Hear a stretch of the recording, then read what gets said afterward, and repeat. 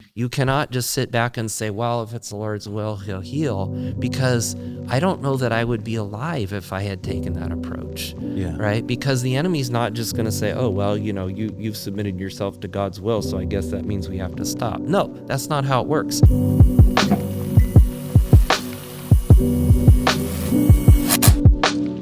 Hey everybody, welcome back. We got another episode. I got Dr. Josh and Candy Brown. They are incredible. They just finished a docu-series on miracles. You're not going to want to miss it. These guys have lived their last years of their life documenting the miracles that God is doing around the world, especially in the realm of healing. And while you're there on the Angel Network, check out War at Your Door. That follows the story of Carolyn Figlioli. She was one of our missionaries, and she was in the war in Sudan, rescuing and really not leaving in a moment of chaos the 146 kids that the Lord gave her to serve. It is a powerful story, and it's streaming right now on Angel. This isn't like a recommendation for Angel, but it just so happens we got two things going on at once. Listen, sit back, relax, enjoy Dr. Josh and Candy Brown, and we'll see you guys. Hey everybody, welcome back to another episode of the Iris Global Green Room. I got another one. I got another great one, guys. You're not going to want to miss it. Today, I have Joshua and Candy Brown, the Browns, here with me in-house. We have been connected for years, which you just remind me of. I think it's right when I got married, so 22 years ago is when we went to Cuba together. About right, yeah. It was early 2004. We first met in Cuba. And then I've bumped into you guys in the hallways of Global Awakening events, and I knew what was going on, but I never really appreciated what you guys were doing, really until the last, I would say, 10 years of my life. And I have been so excited to have you guys, both of you guys, here today. So thank you for coming. Where'd you guys come in from? Indiana. Yeah? How long of a drive was that? 5 hours. That's not too bad. No, I mean, we do this drive a lot. So. Okay. Yeah. Well, listen, as you can see here, we got a stack of literature. I always butcher introductions because it's just who I am. But let me give a swing at it. You guys, for years, have dedicated your life to the medical field. You're both, you have both like many accolades and letters behind and in front of your names, PhDs, doctors. But the way that I got to know you was through this mutual love for Christ and the miraculous and the charismata, and which is rare, I find, in medical professionals. I was showing you earlier on how I had Dr. Brown. I guess all the Browns are the chosen ones. A few, I don't know how many episodes back by the time you watch this, but I find it so fascinating that God gives gifts to people, and you guys are two that have just been full-fledged, running full force after bringing together the supernatural, the miraculous, faith, and science, and I love it. So, and I know that you guys are going to love this too. So sit back, buckle up, because I think you're going to be challenged. They got a new book that's coming out. Josh, you have a new book that's coming out. Joshua, what? Josh is fine. My son's Josh, so I don't want to be Doc. No, it's I've been called worse, so you can call me Josh. They have a new book, Proving a Miracle. I want you to check this out. That is going to be released in May 12th. May, okay. But you can pre-order it now. Yes, and I wanted to do this at the front end because I know some of you guys, you don't last as long as everybody else, but make sure you get this. Can I tell you when my whole view on you guys changed? Okay. Not that it was bad. Okay. Let me give a backdrop, and then I'll release this. So I grew up at Global Awakening, right? I was a son of the house. So I'm around Dr. Randy Clark, and he's like, miracles, and we're seeing miracles. And I'm also behind the scenes. Yep. And so I see the good, the bad, and the ugly. Yep. And it wasn't until I started really my theological journey with Global Awakening Seminary that I started to actually dig deep and dig into the scriptures and understand academia a little bit more. I failed high school, which is the opposite of you guys. So really, and I got to actually understand the depth and the difficulty and the love and the passion that goes into the work that you do. And one of the pinnacles of shift in my mind is when I discovered Dr. Craig Keener, and then meeting him and just being like, you are created like for this. You're created for such a time as this. And one of my favorite podcasts that I've watched in a long time was you and Dr. Keener. What was it? Premier Unbelievable. Yeah, it was Justin Brierly's. Unbelievable. And I listened to the whole thing more than once, and my heart broke for the gentleman that you guys were debating, even though you weren't really debating. No, you were. You got there. We were. Yeah, you got there. Yeah, it was very much a debate. And the blindness that literally is on people. And the craziest thing was at the end of the debate, and I would encourage all of you to watch that debate. It's about an hour long. Oh, this was 2 hours. Oh, 2? Yeah. It felt like an hour. I was in it. Skip the first hour, go to the second hour. It felt like at the end, you have this man that was bringing, he was a believer that was bringing his metric of miracles and why they don't exist today. And at the same time, he shared a story in the middle of him rejecting everything you were saying. He shared a story of his miracle healing at a young age. And I thought it was this beautiful picture of this tension that many people live in, even in faith. Mm-hmm. But you guys don't just minister to people of faith. You cross bridges. You build bridges. It's incredible. So it is an honor to have you here. Thank you for coming. Thank you for bringing your new book. And then we're definitely going to hit some of the stuff on Mozambique as well. Is this is you? Yep. And you have a couple. No, I just have that one. This book. is the one? Well, see, in my field, we publish scientific papers, not books so much. And so he has like 80 of them or something. Okay. Yeah, I don't know, 80 or 90 scientific papers. But And you publish papers as well. I publish papers, and I've got a couple other books, but these are kind of the ones that are like, that I like the best, are the ones that I've done. This is about what my marriage looks like in this. This is, and these are incredible. And for years, and if you've heard the testimony of somebody going out to Mozambique and testing the deaf and the blind, and proving that prayer not only changes but brings healing, that was Dr. Candy. Yeah, and he helped. We were both there. Yeah, we were both there, but my name's on it. She got the grant, and I was the one doing the medical testing. He was my assistant. And now over the years, do you know how often that gets cited by people that don't even know Iris, or it's incredible. So, how are you guys? Great. Good. Yeah, glad to be here. Yeah. Yeah, I mean, it's great to be here, and it's kind of fun catching up because, like you were saying, it was 22 years ago when we first crossed paths. Right when I got married. It was like the first month after I got married. I remember going through that trip to Cuba. That was the first time I saw a blind person get healed right in front of me. And I think you were probably fresh out of high school or something. And I was 21. And I think you were fasting because at one point you came up to me and you were like, hey, can you help me with this math here? Because I can't really think straight right now. Listen, I go to the best. Yeah. I know my weaknesses. That was good. Yeah. But yeah, I mean, we've crossed paths over the years, and I think, our most of our interaction with Iris was that study in Mozambique, which was now 2010, I guess. So it's been. Yeah, well, I mean, we connect at the booth every year at the Voice of the Apostles and see Heidi every now and then. I totally forgot. I need to throw this in before we go deeper. You guys just finished a series on Angel Network. Yeah, actually, we're going into season 2, so called Miracle, and we're prepping. So we've got 8 episodes of season 1, season 2's in preparation. Yep. It was incredible. I thought it was going to be cheesy because I get invited to a lot of things, premieres, people are showing me their stuff, and I've seen a lot of cheesy stuff out there. Well, this was incredible. I mean, this was what my initial thought was, okay, a Christian production, what are we talking about here? Yeah. Because, it's not always what you'd hope it would be in terms of production quality. So, but we wanted to do the Miracle series with as high a production quality as possible. And I feel like we kind of pulled it off. And so Feel like you did? yeah.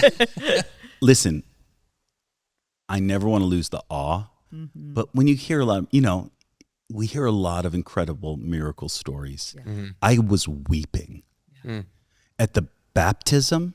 Yeah. And it wasn't just the miracle that was incredible. It was the story, and it was done so well. Plus the medical behind it. It was. I actually came back to church and I showed the testimony. I showed the video of the man being baptized. Yeah. And coming out of the water, being able to see. Yeah, that was incredible. James. I spent a long time looking at his medical records, and it's a pretty powerful story. Yeah. Well, and then when you meet him, right? Like there is something about like when you bring together those two lenses of like, it's the testimony and it's the medical, and then like the person and all the like everything that came before and then everything that comes after. That's one of the most beautiful things about the miraculous, and we can lose that in the charismatic church, right? We think of it as the testimony in the moment, or at least that's how I start. Because you go to meetings, what did God do? People get testimonies, and it's like another testimony, and you forget that these are people, and you will have people that are exaggerating. You will have people that are looking for attention.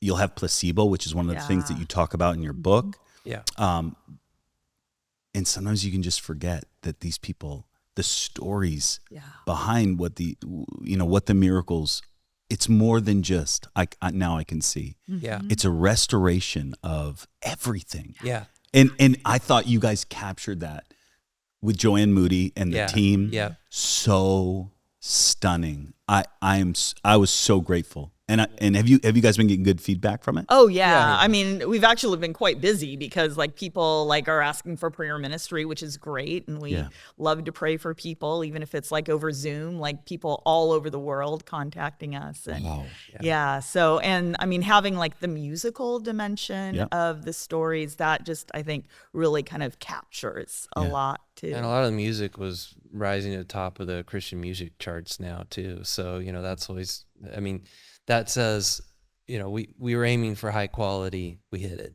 Yeah.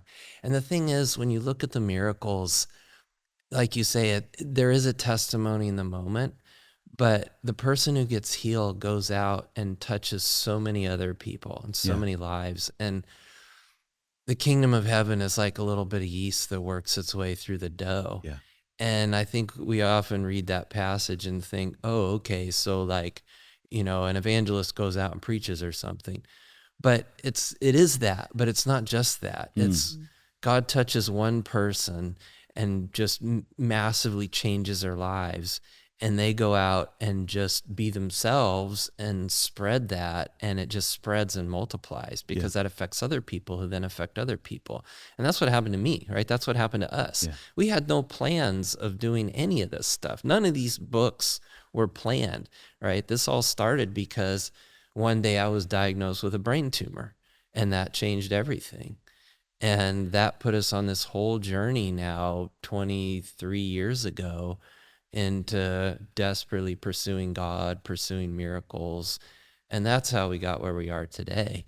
And, I know a lot of people come back to us and said, wow, what you did, you prayed for me, and like all of this, had a strong effect. So, we're just one little piece of yeast spreading through the dough. Yeah. And so that's how it works.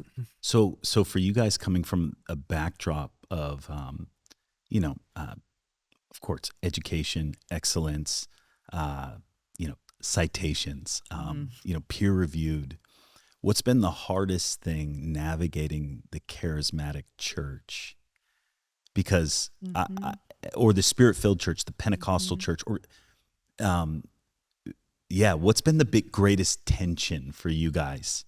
If I could give you the platform and say, listen, guys, we need to get better at this, what would that be? Well, I think there are many aspects of that we could talk about, but the general theme, I think, is there's a kind of a tension between scientific knowledge and the things that you can understand and know through research and science, and the things that we understand by faith. And I think so. I am I am currently a professor of neuroscience. I run a lab at a university, and I'm also 100% a Christian.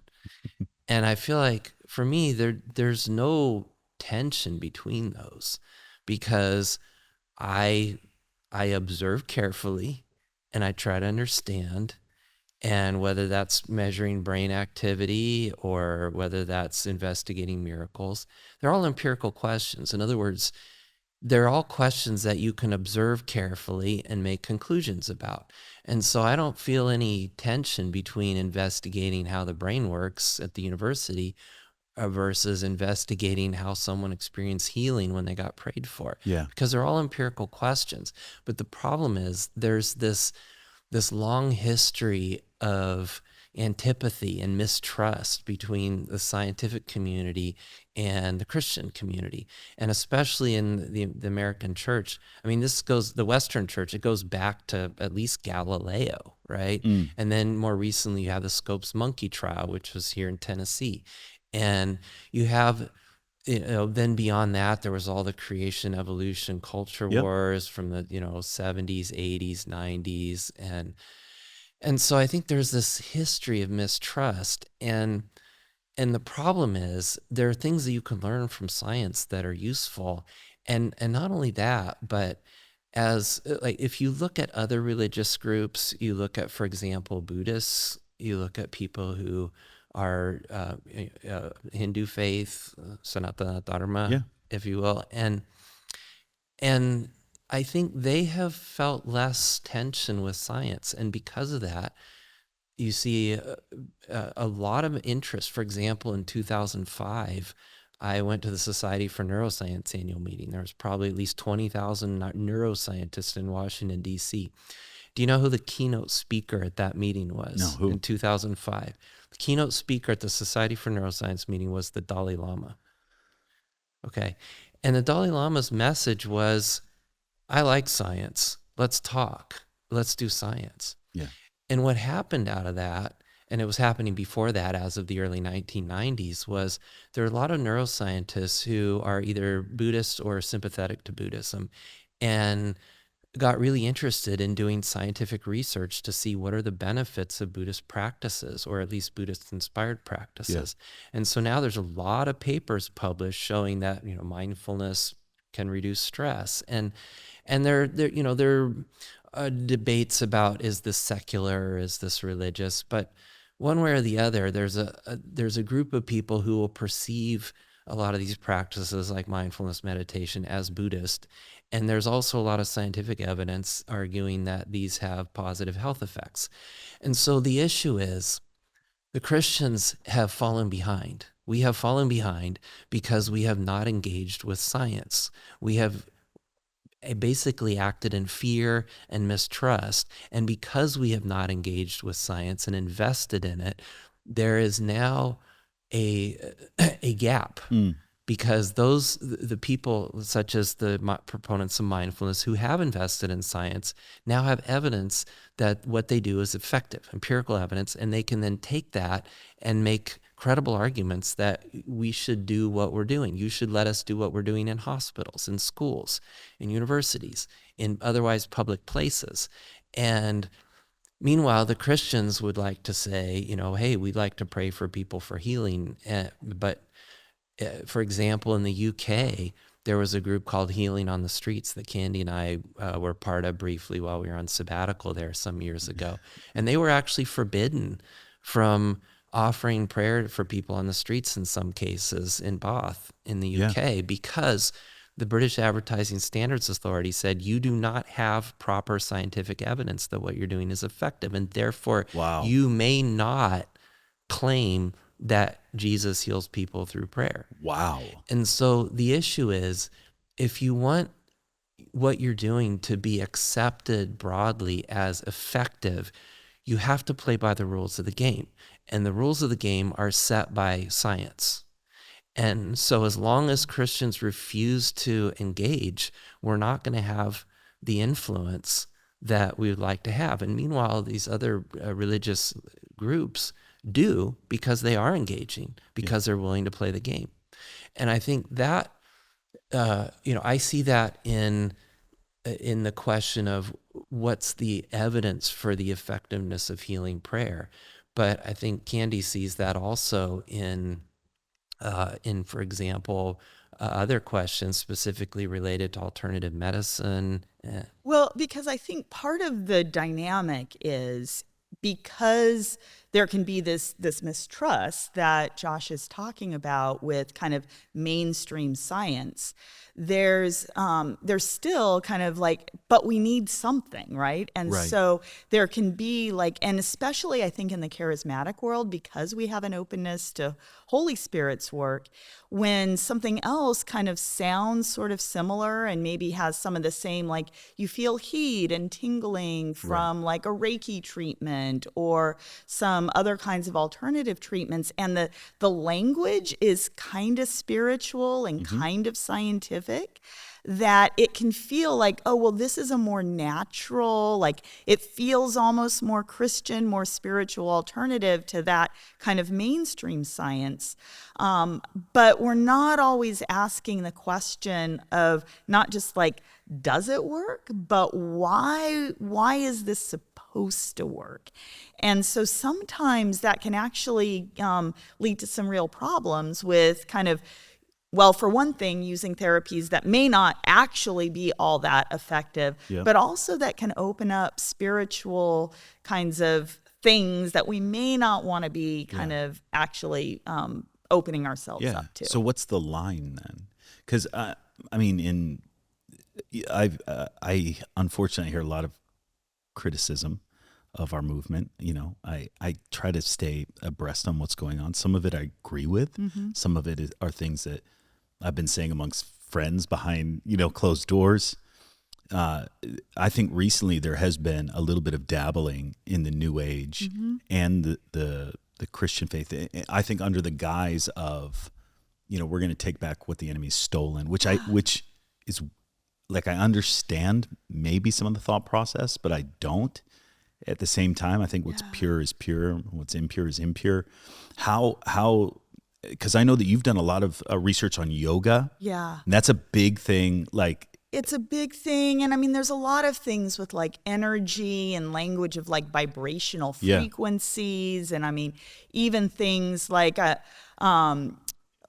essential oils or homeopathy, right? And what happens is I start hearing language of, well, there's like these vibrational frequencies. And so you can like elevate your frequency to like the frequency of the anointing.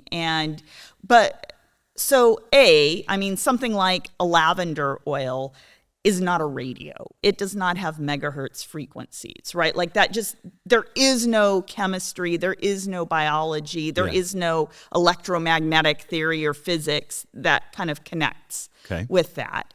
And it actually reflects just a really different worldview of like, what is the relationship between the creator of the universe and creation, right? And the framework that a lot of these kind of alternative therapies are working under is it's all really the same stuff, right? God is energy, the lavender plant is energy, I'm energy, so I can just like elevate my frequency.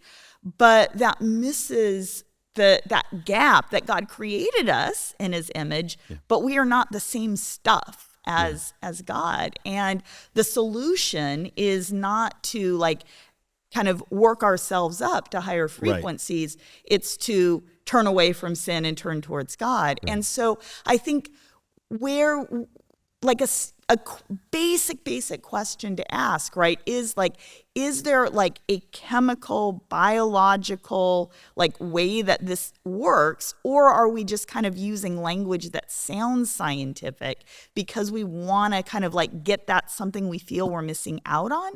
And so if there's a spiritual answer to the question of how it works, and it's not just like in the Bible, Holy Spirit, that I think is one of those kind of like warning signs. So can we take yoga as an example? Totally. Because I know you've done a lot of research on this.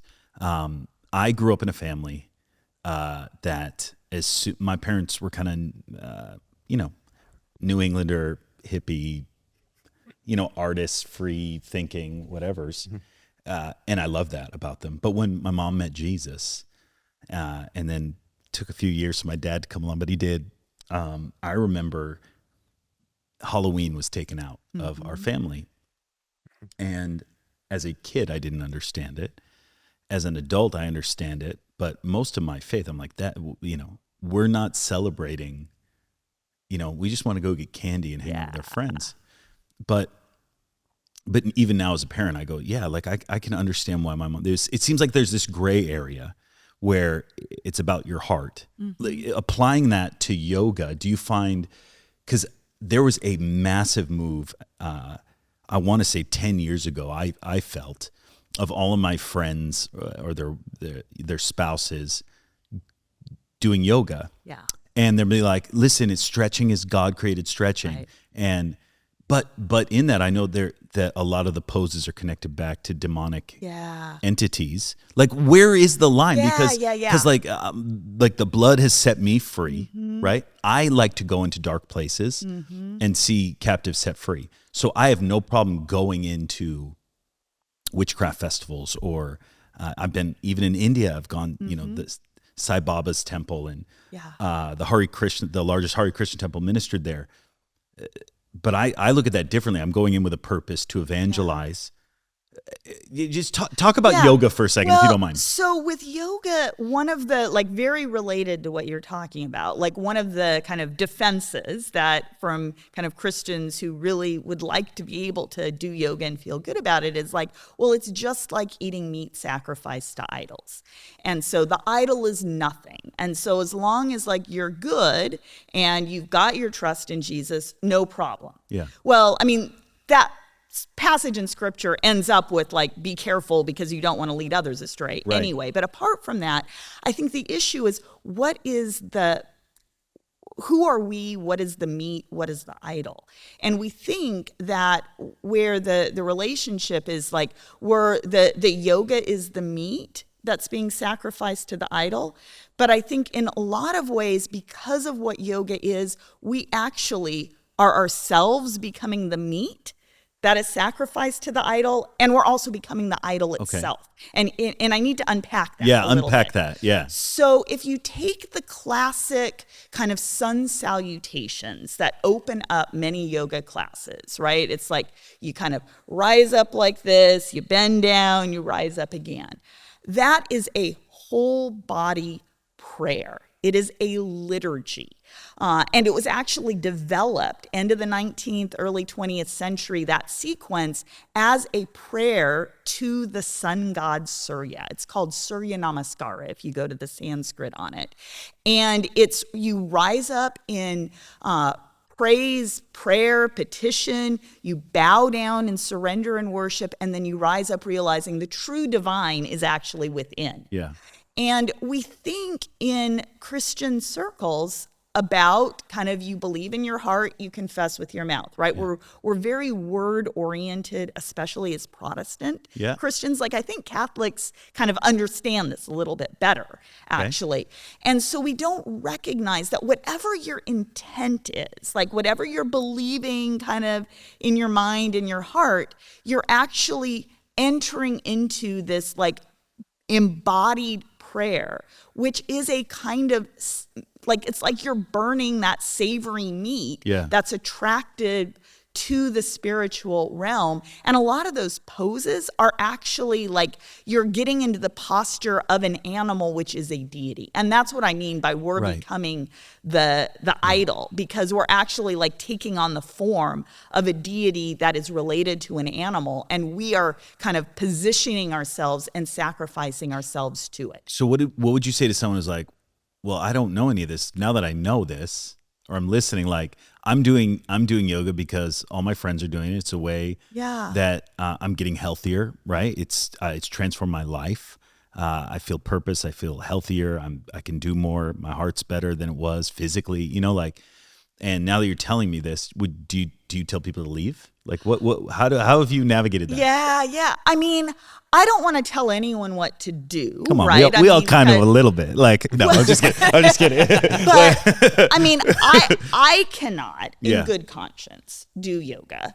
And I mean, and you may be good now, but what's going to be the case like 6 months from now or 2 years from now? Right. And so there's actually really solid research that's been done like in a bunch of places that show the longer people do yoga and the more often they do it, more time they spend on it, you can actually track changes in religious beliefs and changes in religious affiliations. So people start off as Christian, they become Buddhist, or they start believing in all religions, or they start becoming like spiritual but not religious. And this is like, you can track this. Oh, you can track. There are multiple surveys done in like all different like countries and like high quality, and I mean, here, I'll just give you an example of one, like a survey of yoga practitioners who almost everyone starts off, they want to stretch, they want to get exercise. And something like 62% of yoga students change their motivation generally to like the spiritual.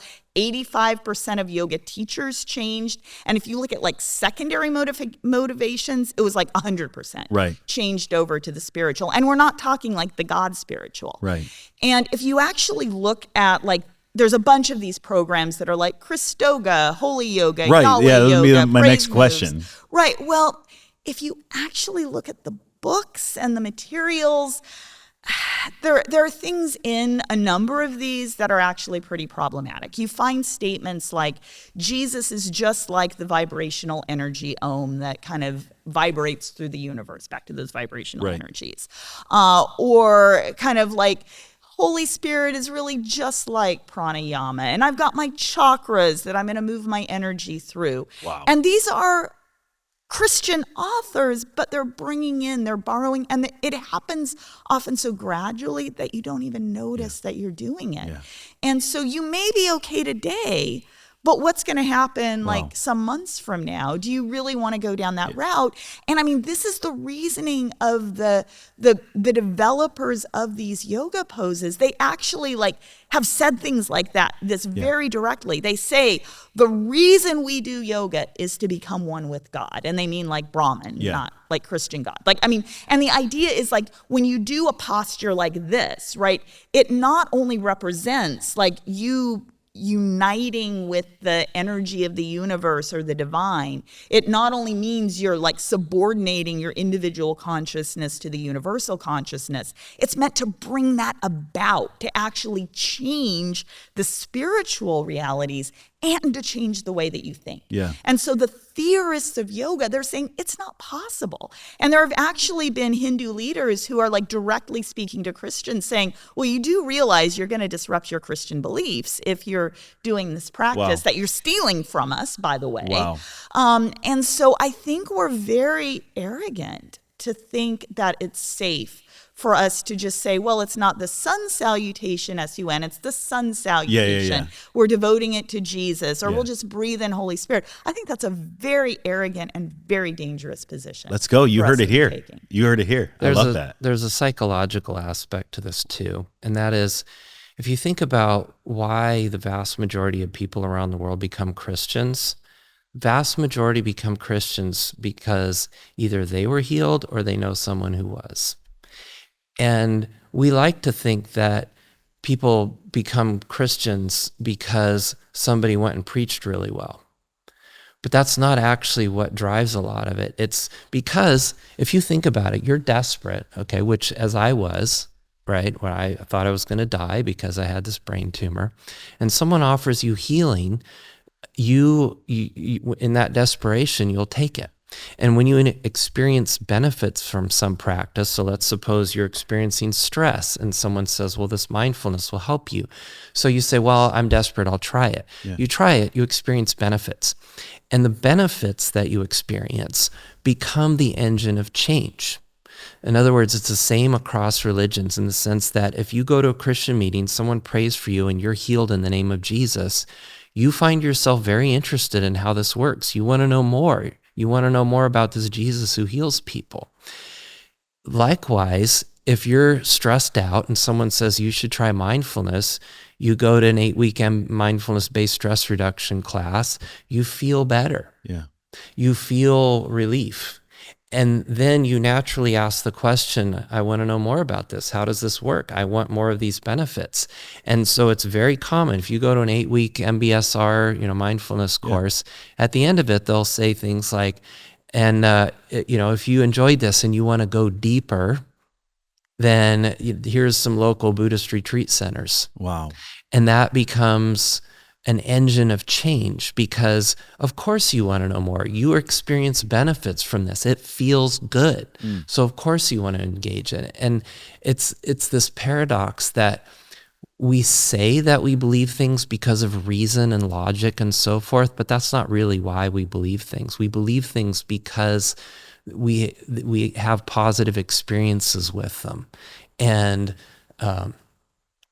that's and I'm not saying that's universally true. Okay. So you might say, well, I know one person who, they heard the gospel and they believe because of the rational argument. Sure, people do. But what I'm saying is there's a very large and very powerful effect that changes people's religious beliefs.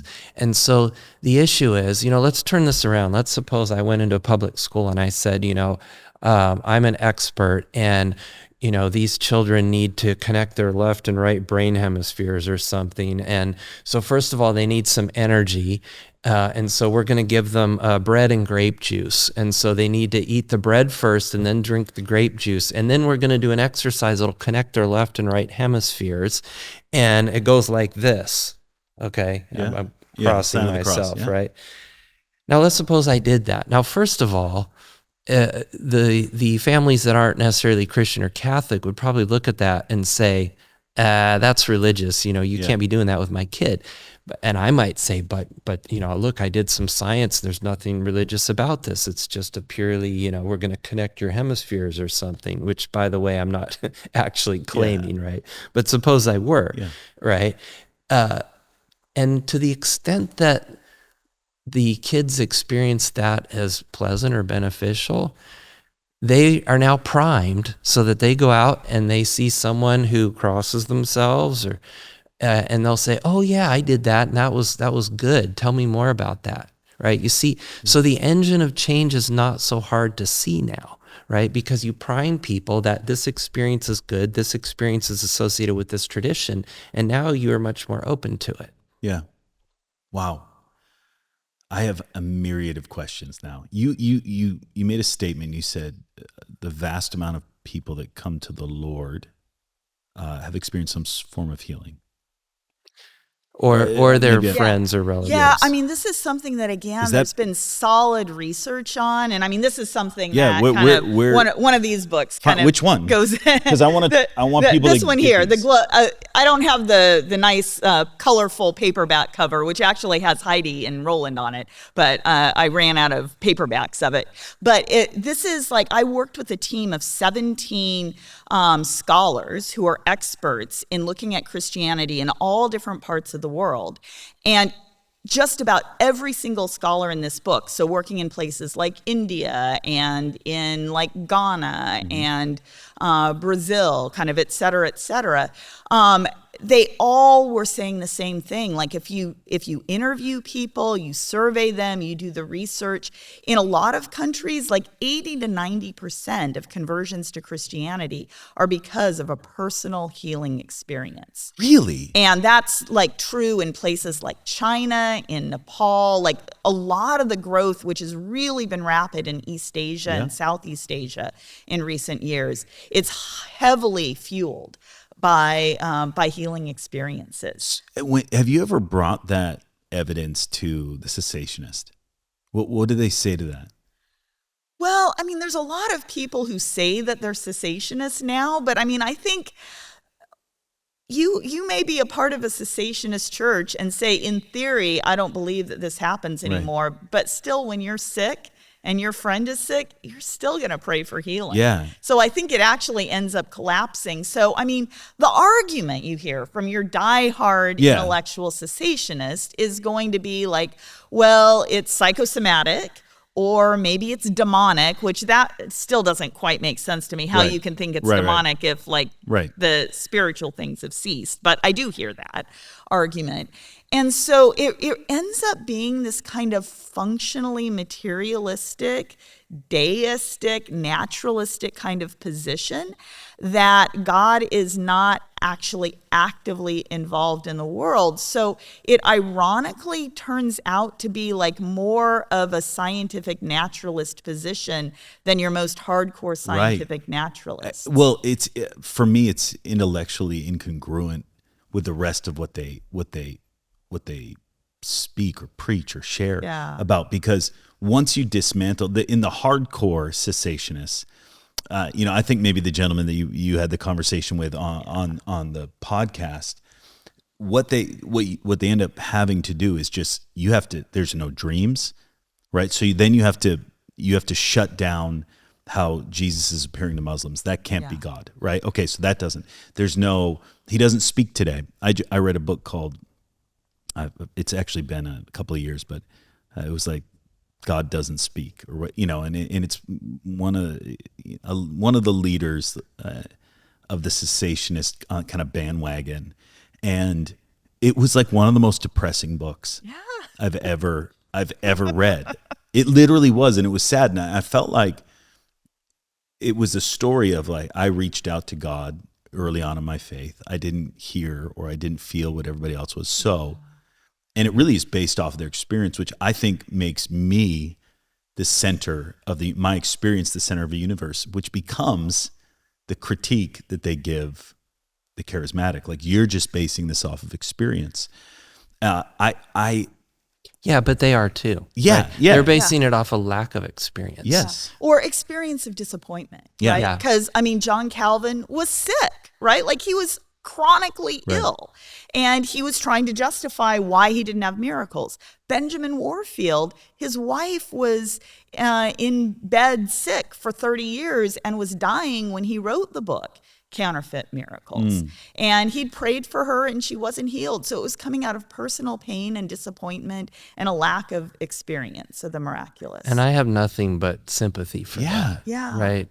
But I think if we're going to be really honest about things, as Christians, we tend to say, like I said earlier, that our beliefs are based in reason, but they're ultimately based in experience. And what happens is we rationalize around that. In other words, if you pray for healing and someone isn't healed, you have to do something with that. Yeah. And you have to do something with disappointment.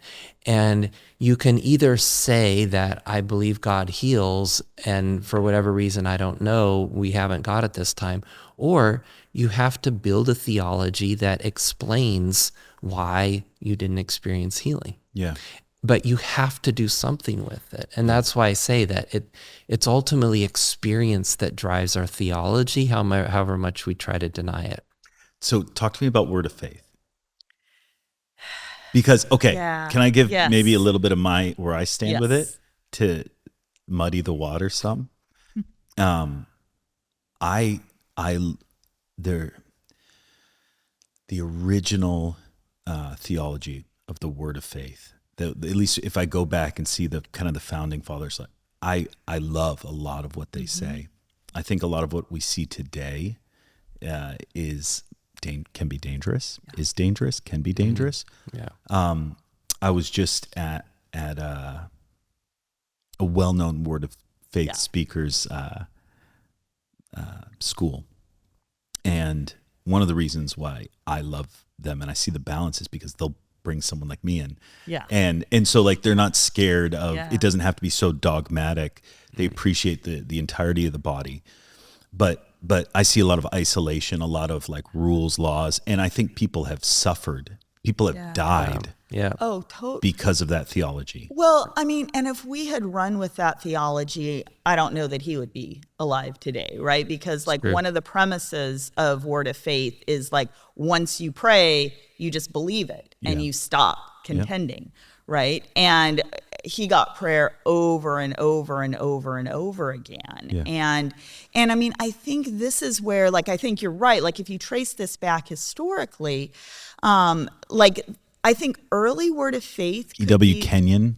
I don't know if you've read any. Yeah. I mean, and I mean, it's complicated because there are like historically New Thought connections to Kenyon and to some of the kind of early, but the New Thought people are actually borrowing it from Christians before the New Thought people. So it gets really, really complicated. Yeah. I mean, I think in some ways Phoebe Palmer is a better, and you don't necessarily think of her as, so she was a Methodist woman in the like early 19th century.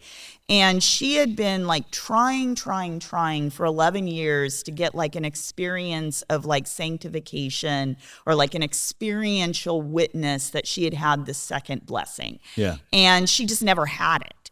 And so she created this like altar theology of, I just decided, and she gave like a specific time and date, I will be holy now. I will put my all on the altar. I'm just going to claim it, and I'm going to believe it, and I'm going to testify to it. And that gave a breakthrough, right? And it was freeing for people who were trying to just like try, and they weren't like experiencing, or like they were like maybe more intellectually kind of put together, which I don't think is a bad thing necessarily. And that ended up like being like one of the early kind of faith cure, divine healing people were really encouraged. It's like, well, I may not immediately feel like my symptoms have gone away, but I'm just going to kind of proclaim it and act faith. Yeah.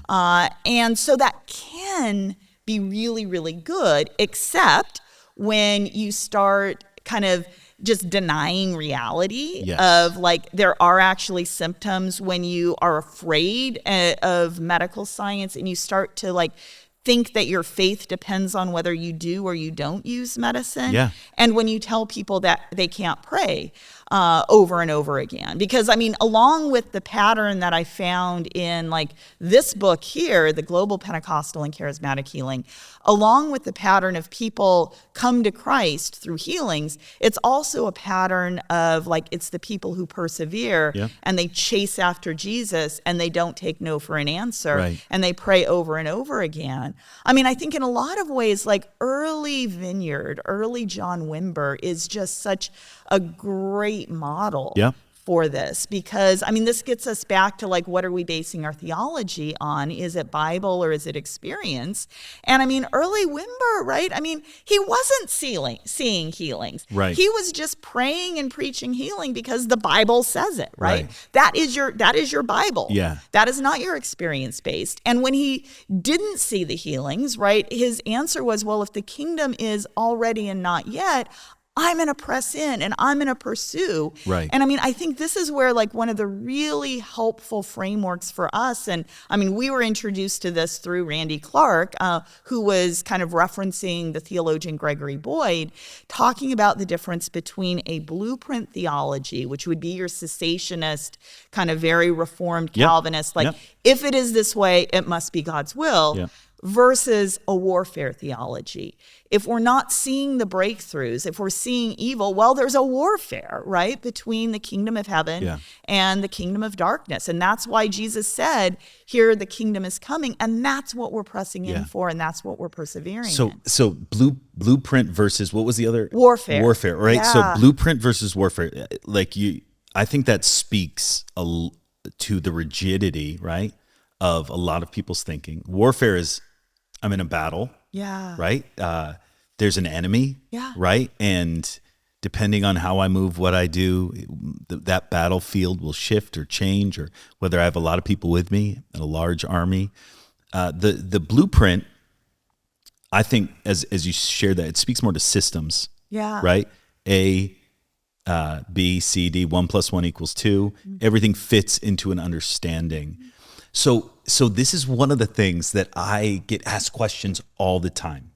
From, as I've traveled the globe, I will meet intellectuals, that brilliant thinkers. If I'm ministering around the Ivy League campuses, that they come, I find that intellectuals, just in general, not all of them, they have a harder time because of the way that their mind works, as like they just think linear, and they should. God made them that way.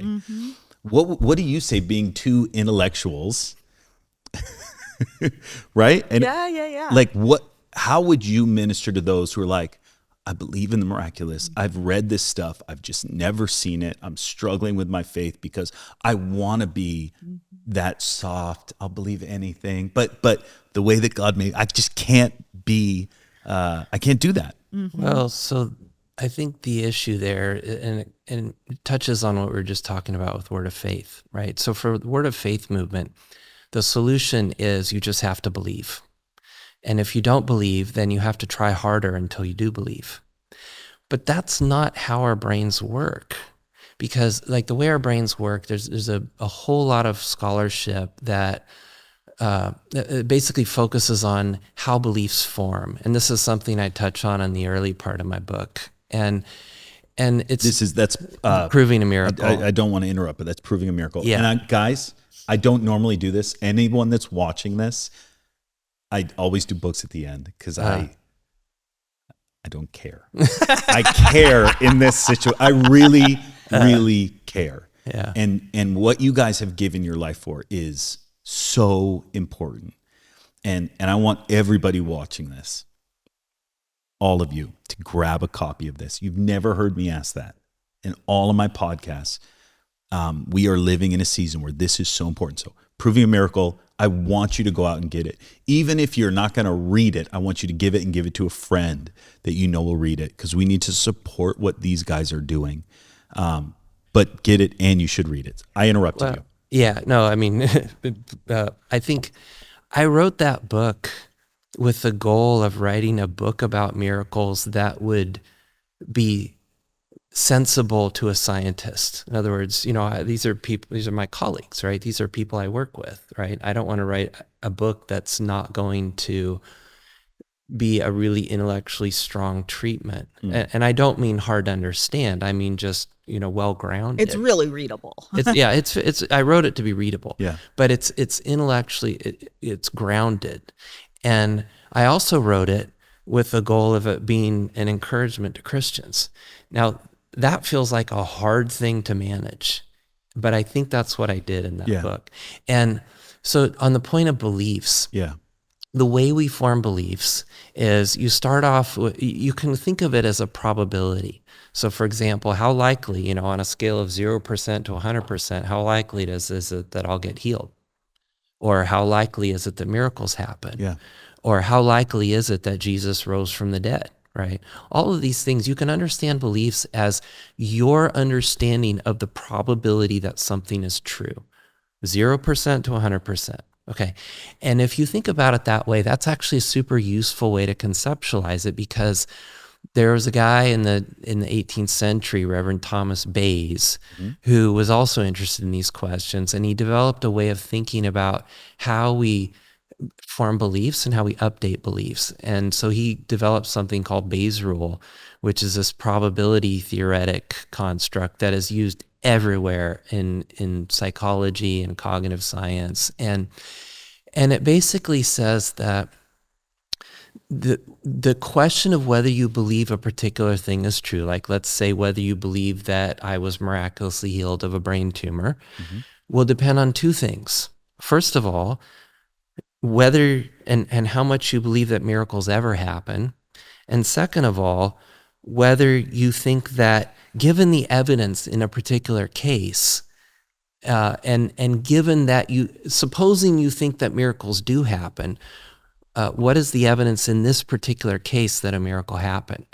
And so the belief that you have about whether some case is a miracle is then what you get by literally multiplying the probabilities. You multiply the probability that miracles ever happen times the probability that this case is a miracle, assuming that miracles can happen. Yeah.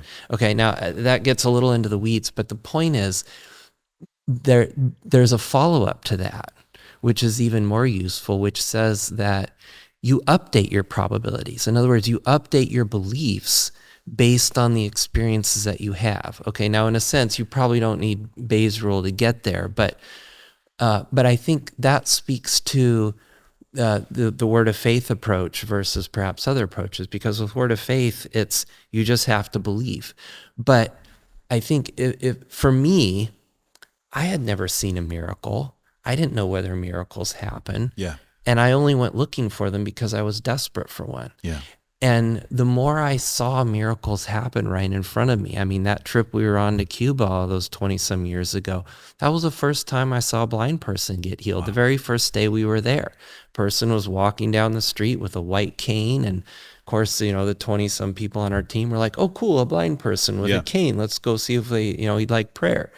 And at the time, I thought these people are a little off, one doesn't just, cost someone on the sidewalk. And so, of course, they did. And I watched in the span about 10 to 15 minutes as this gentleman started reading license plates off of these old 1950s cars they have in Havana. Yeah. And when you see that, doesn't matter how many scientific degrees you have. When you see that, it affects you. You have to do something with it. It's like I said earlier, your experiences will change your beliefs. And so I think, and by the end of that week in Cuba, I had seen another person get their eyesight back in the span of, a few minutes. Yeah. And then, of course, I went to Brazil with Randy and I saw multiple blind people, where their eyes are white. And I saw them get healed. This is all in the episode 1 of the Miracle series, right?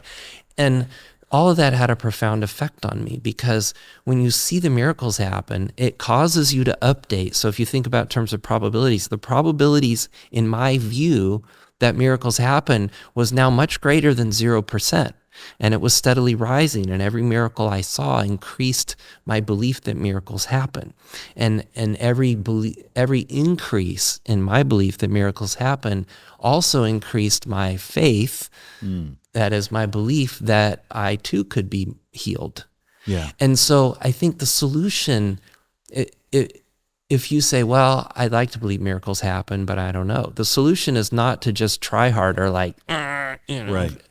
Tighten the faith muscle or something. The solution is to expose yourself to more experiences of miracles. And for me, that looked like traveling to where the miracles were happening rather than waiting for them to come to me.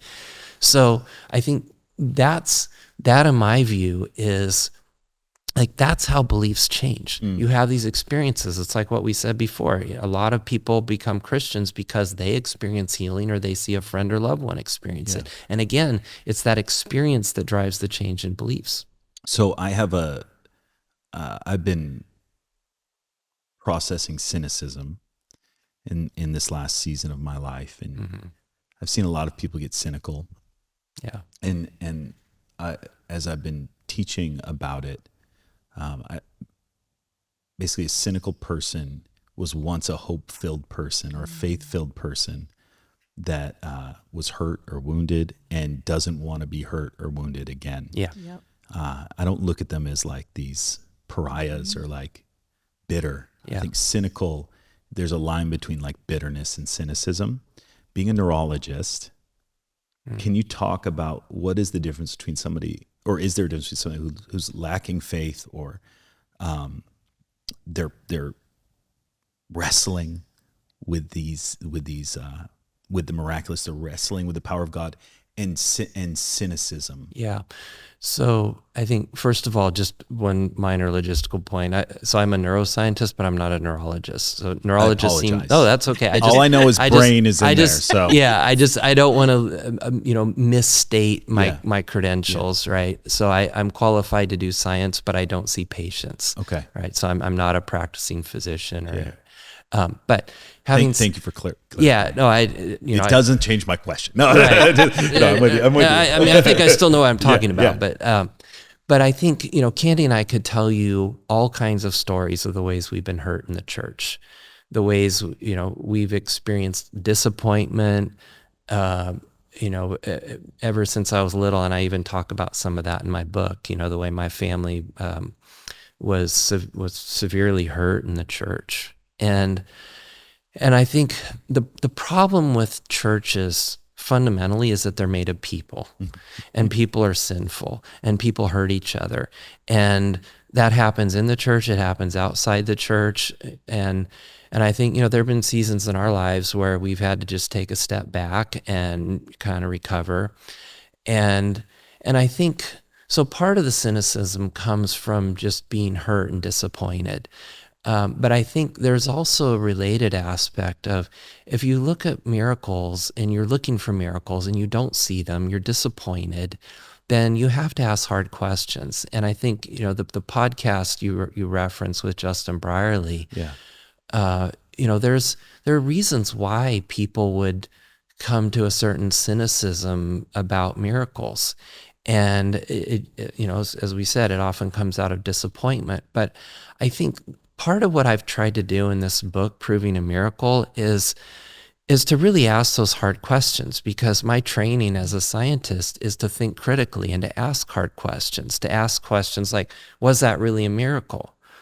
Or could you explain these apparent healing experiences by natural means, by normal medical processes? And so part of what I've tried to do in this book is to really walk through and ask exactly how far can natural processes go to explain what people otherwise think of as miracles. Right. So what about placebo effects? That's what I was looking for. You have a chapter on placebo? I have multiple chapters on placebo and mind-body effects. Is it nocebo? Nocebo, yeah. So placebo is where something makes you feel better. Nocebo is where it makes you feel worse. Yeah.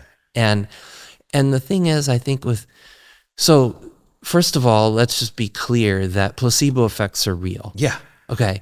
And there are all kinds of experiments. So for example, if I were to rub a ordinary hand lotion on your hand and tell you that hand lotion has special analgesic properties, it will numb your pain, and then I electrically shock your hand, you will experience less pain. And not only that, but suppose there's someone who has an opioid overdose. They're about to die because they overdosed on, heroin or fentanyl. The way you save their life is you give them a drug called Narcan, which is naloxone. And naloxone blocks the opioid receptors, which are the ones that are activated by the opioids, like fentanyl, that block pain. Okay, why am I telling you this? Because if I were to give you, let's suppose I rubbed hand lotion on and said this will numb your pain. If I were to give you Narcan, that placebo effect would go away. Okay. And what that means is the placebo effect isn't just real, it's biochemically real.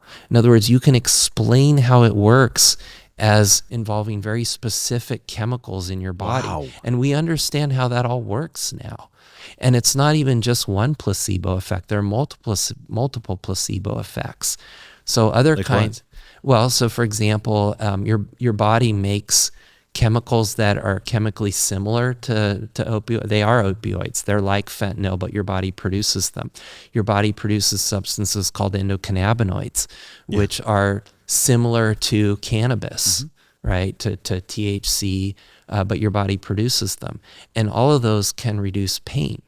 And so part of how placebo effects work is that your body produces these chemicals, and it can produce them in a way that will dull pain. Okay, just for example. And so we understand how all this works, and we can even manipulate it with drugs, right? I can block the placebo effect in your body by giving you certain kinds of drugs. Really? So, and I think the thing is, so, if we start talking about placebo effects, I think among charismatic Christians, there's a kind of instinct to like, oh, hold up now, let's not, if you start talking about this, you're going to damage people's faith, and people aren't going to believe in miracles. And I think we just have to get past that, because so what I did in that book is partly a deep dive through that. And there are even more effects than that. So there's a whole chapter I wrote on mind-body effects. It turns out that, for example, people who have certain kinds of surgeries to repair like cartilage tears will do better for having the surgery, even if they don't get the surgical repair. In other words, they get an incision, but the surgical repair that the doctor was going to do through that incision, if they just don't do that, patients still recover. Wow. Okay. And what that implies is that part of the recovery that you experience after certain kinds of surgery happens because you got the surgery and you expect to recover. Right. Okay. Now, I'm not saying that all surgery is unnecessary or that it can be replaced by a placebo, but in certain specific instances, that does seem to be the case. And so all the details of that are in my book. But if you really explore this, what you find is that a whole lot of healing can happen because you expect it to. Which ties into, I think, some of word of faith. Right. Correct me if I'm wrong, and Yeah. I'm definitely hitting outside of my pay grade. But as I was studying word of faith, that's the first time I heard about the nocebo effect. Mm-hmm. And from what I understand, nocebo was actually really utilized by the word of faith as justification on like, hey, you got to, you need to be careful what comes out of your mouth. Well, and I think you would expect there to be effects like that. Yeah. And I think in some ways, the fact that people do feel better after prayer, some of that I think can be explained by placebo effects. Yeah. Okay, now before you call me a heretic, let me tell you the rest of the story. I haven't heard anything heretical yet. Okay, but I think as Christians we have to be honest and acknowledge that, right? And you can understand, like, if someone gets prayed for, and suppose there is a placebo effect, and they feel better, they say, "Hey, I feel better." Well, what do we all say? Praise the Lord! Isn't that great? Let's pray some more. Right. Everyone's encouraged to pray some more, and so I think if you understand that, right, then you can take a more nuanced view of how do we understand our own healing prayer practices, right? How do we understand the miracles that we experience or hope to experience? Now, the thing is, having explored all of that in the second part of my book, then we get to the third part. And in the third part of the book, I explore the cases that we at the Global Medical Research Institute have spent many years investigating.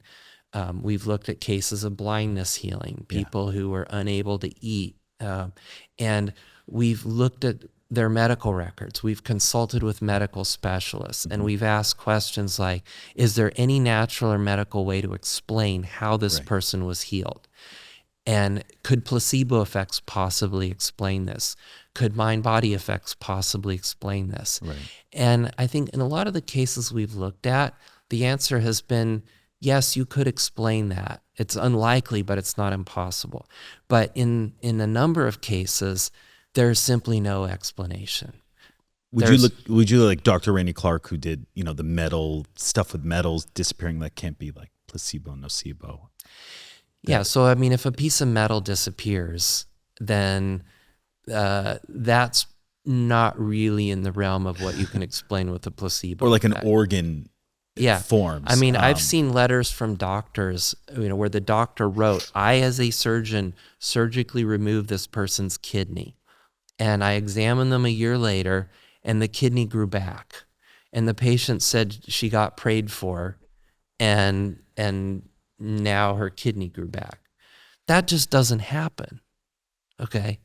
And so if you actually go through all of this and you look at what are all the possible ways you can explain these healing experiences, and you then ask, but are there cases that even so defy all natural explanation? Yeah. And the answer is yes, there are.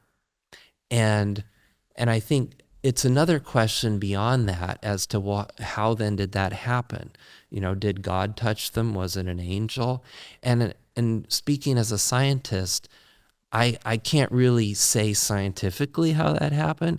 All I can say is that it did happen. Yeah. And we have the medical records, and we consulted with medical specialists in that specific discipline of that particular kind of disease, and the medical specialists have told us this is completely impossible. There's no way this can happen. And yet it did happen, and it happened right after the person was prayed for in the name of Jesus. Wow. Okay, so in the spectrum of healing, right, I'd say like one end you have your soft cessationist who'd say, yes, God can do whatever he wants in a moment of grace and his grand providence, right? Mm-hmm. So I would put that maybe over here. Like, it's awesome, great. I think we would all agree. And then on the far end, maybe that word of faith, right? Mm-hmm. And everything in between. If you had to encourage people to pick up? You mentioned John Wimber, and Yeah. is there something, as you've studied out all the different healing ideas, theologies, is there something that you guys have settled on where you're like, man, this is really, like, this is where we stand now after studying it all out? Well, so I think there's several points I would make. Yep. One is, I think Christians tend to be a little too quick to conclude that it is only possible to explain a certain healing as a supernatural event. Okay. And I would also say that I think the more skeptical types tend to be too quick to dismiss what I think is strong evidence that miracles do in fact happen. Now, one of the things we haven't really gotten into yet is the deliverance ministry that we've been a part of. Oh, yeah. And because my own healing story, it revolves heavily around deliverance. So Let's talk about it. So when I was first diagnosed, the way it happened is it was August of 2003, and Candy was 9 months pregnant with our first child. And I went to bed one night, and when I woke up the next morning, I wasn't in my bed. I was in an ambulance. And I had no idea how I ended up in an ambulance. All at last I knew, I went to bed. Now I'm in an ambulance. And I had an oxygen mask and tubes. And so long story short, I had a seizure in the middle of the night. Candy called 911. They came and got me. And that was the point at which I became conscious. And so they took me to the ER, started doing tests. And they said, well, you're not going to die immediately, but you need to follow up with a neurologist. 4 days later, Candy's in one end of the hospital recovering from childbirth. At the same time, I was in the other end of the hospital getting MRIs done on my head. And this is me, the neuroscientist who usually does MRIs on other people. Right. Now I'm the patient. And 2.5 weeks later, we're all baby fogged. We have a newborn baby, and I get the diagnosis. I have a brain tumor. And I realize immediately that I will almost certainly be dead within a few years. So the night of that medical diagnosis, I was up nursing our newborn and praying, and I sensed God speaking to me. And I was not really, we had some vineyard background. We were actually part of a cessationist church at the time. I didn't regularly hear God speak to me, being the context of this, right? Okay. And I sensed God speaking to me. You need to remember the name from the dream that you had a month ago that you never said anything about to anyone, including Josh. So I get up and she doesn't get prophetic dreams. That's not right. a This is normal thing. complete. All of this is, and which is why I never said anything about this dream, because the dream, Was it audible? Was this in your heart? You sensed this? How would you describe that? Just because. I mean, it's just it was verbal in my head. Okay. Yeah, I'll put it that way, because it was very clear. You need to know the name from your dream. And that was in the age of you could go Google something. Right, so right.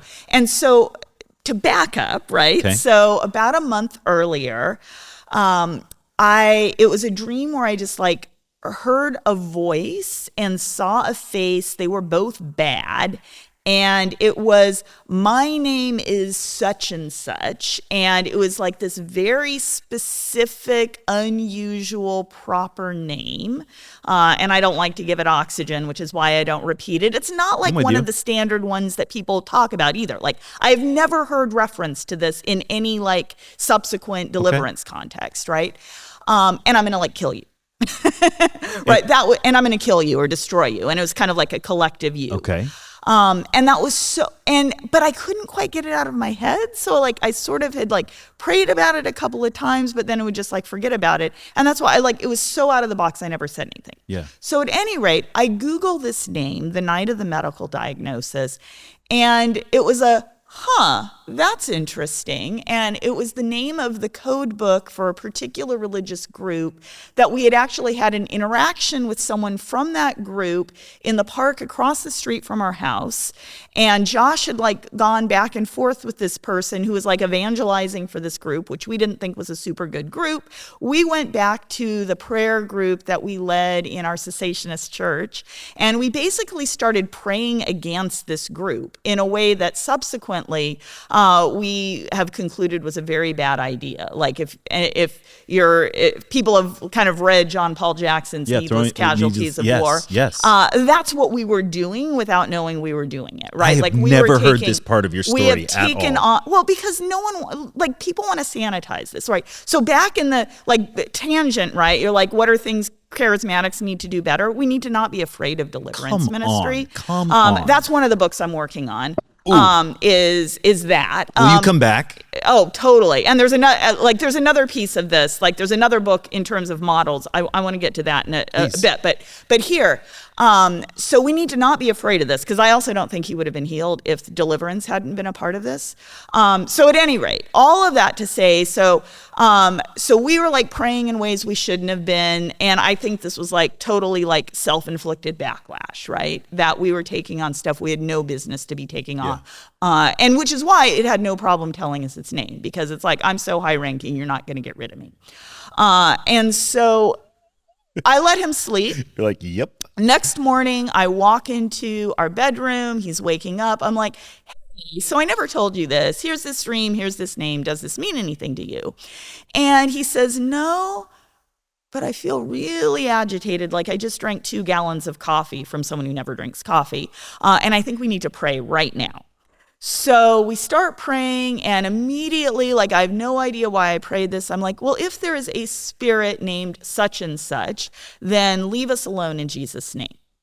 So as soon as those words left her lips, I somehow flew out of bed and landed on the floor, and I started rolling around and screaming, and I was fully conscious. Okay, this wasn't a seizure. Yeah, he says, don't call 911. I'm like, I'm not having a seizure. I'm like, yeah, I know that. Something really weird is happening. Like if someone taps your kneecap and it kind of jerks, but you didn't make it jerk, it just did it by itself.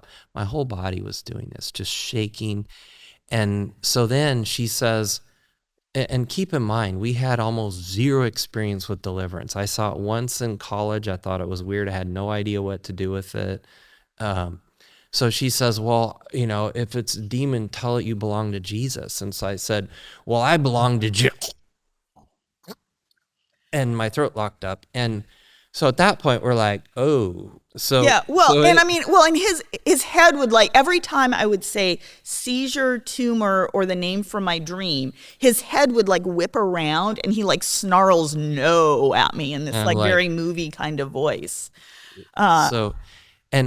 And I remember thinking at the time, like, this is now the second most bizarre thing that's happened in my life. The first being waking up in the ambulance, but like, I'm fully conscious, and yet I cannot control my body. Well, and he's having a theological debate, right? Because, he's a cessationist, right? His dad was an ordained Baptist. My father went to Dallas Theological Seminary. I grew up, in a church that was fairly cessationist, shall we say. And so I'm thinking, okay, now, if anyone's in Christ, old things are passed away, all things are become new. Yeah. So how can a Christian have a demon? And meanwhile, Candy's like... And yes, he was a Spirit Baptist, tongues-talking Christian, right? Like, so any of those who are like, well, that would protect you. So then we're like, well, what do we do?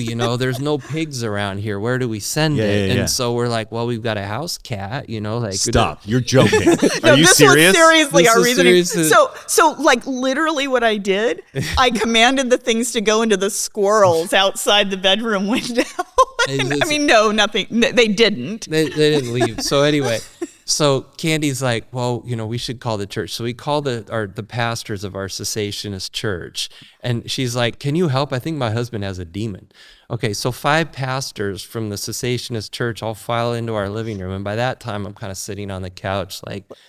And they're like, well, it's been hours. Well, no, they came over like within an hour. So bless them, thank them. That's awesome. So that's awesome. I appreciate it. They cared. They brought along the young seminarian who. Come on. Yeah, I appreciate it. Yeah. So anyway, they're like, well, I don't know what to do. Let's just pray. And so let's sing some hymns. So they're like, oh, the blood of Jesus. Bad idea. And I'm like.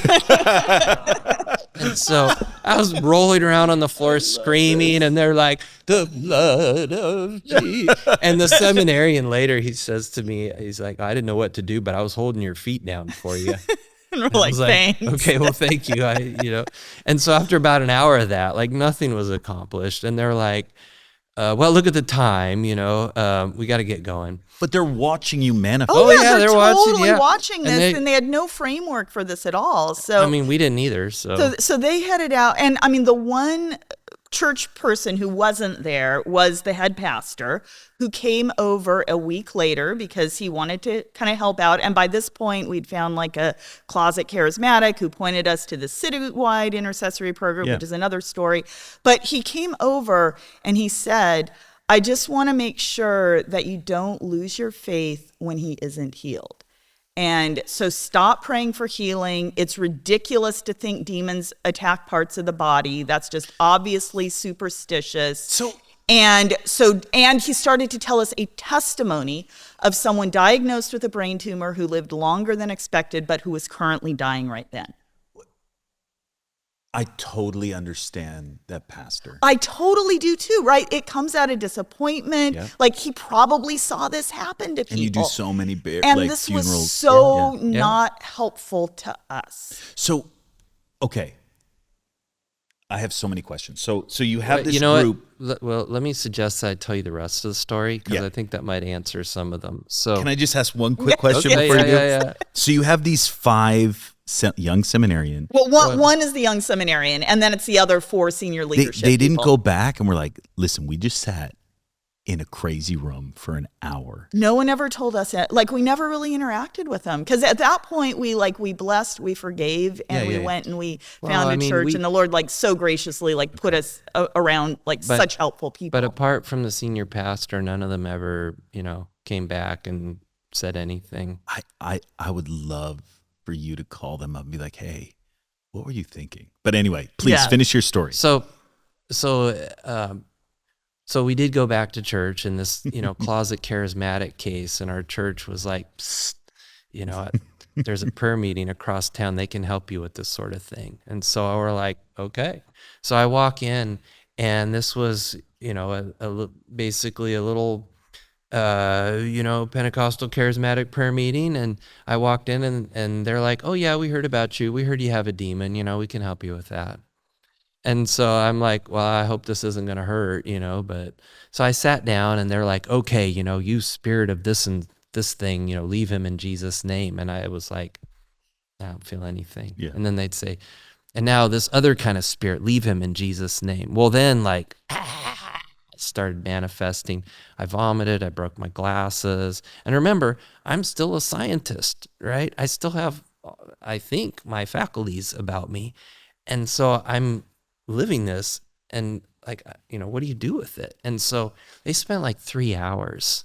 And by the end of 3 hours, I felt so peaceful. I started laughing and they're like, okay, what demon is laughing? Identify yours. And I was like, no, it's me. I just feel really peaceful. And they were like, okay, well, I think we're done. Yeah. And so that began a process. Then they're like, well, you should go to this local healing rooms. And so I did. And for the next 5 months, I got prayer. I started helping them pray. Wow. They had Pablo Batari just happened to be in town. Stop. Yeah, this was hilarious. And ministered to him in Spanish, some of the most effective deliverance. It was literally, I went to all this happened. They're like, go to the healing rooms. I go to the healing rooms, and they're like, oh, this guy Pablo Batari is coming to give us a weekend seminar on deliverance ministry, next weekend. So 10 days into all this, I'm sitting in a local church for a weekend. Pablo Batari's teaching about deliverance. And, for those who don't know, he's, he wrote the book on, the freeing Christ with the 10-step model. Which is the book I would recommend to anyone. Incredible. That's the best model. Let me give it just a little bit of background. So Carlos Anacondia, Pablo Batari, Claudio Frazen, a massive move in Argentina that spread throughout.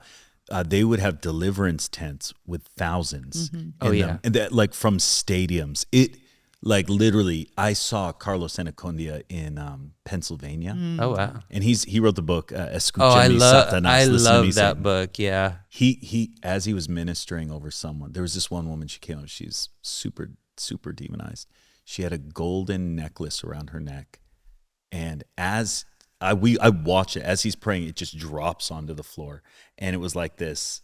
It was had all these symbols on them, and I just sat there front row watching somebody with authority. Yeah. You know? Yeah. And but yes, Pablo Botari wrote the manual, was the backdrop of the deliverance ministry. He's Incredible. massively influential. And, so he's talking and, he said, well, I've only personally ministered deliverance to like 80,000 people, but, I've overseen deliverance ministry for like 1 million. And I'm like, okay, well, I'm listening. And and that was so helpful because, at that point we started to think, okay, what are the open doors? How did I get so demonized? And so then I went back to the healing rooms, got all kinds of prayer for healing, deliverance ministry. And this went on. And by New Year's, This was a 5-month process. Yeah. And I mean, he had a second seizure in the context of like trying to pray deliverance for a relative of mine who wasn't in a place for it. And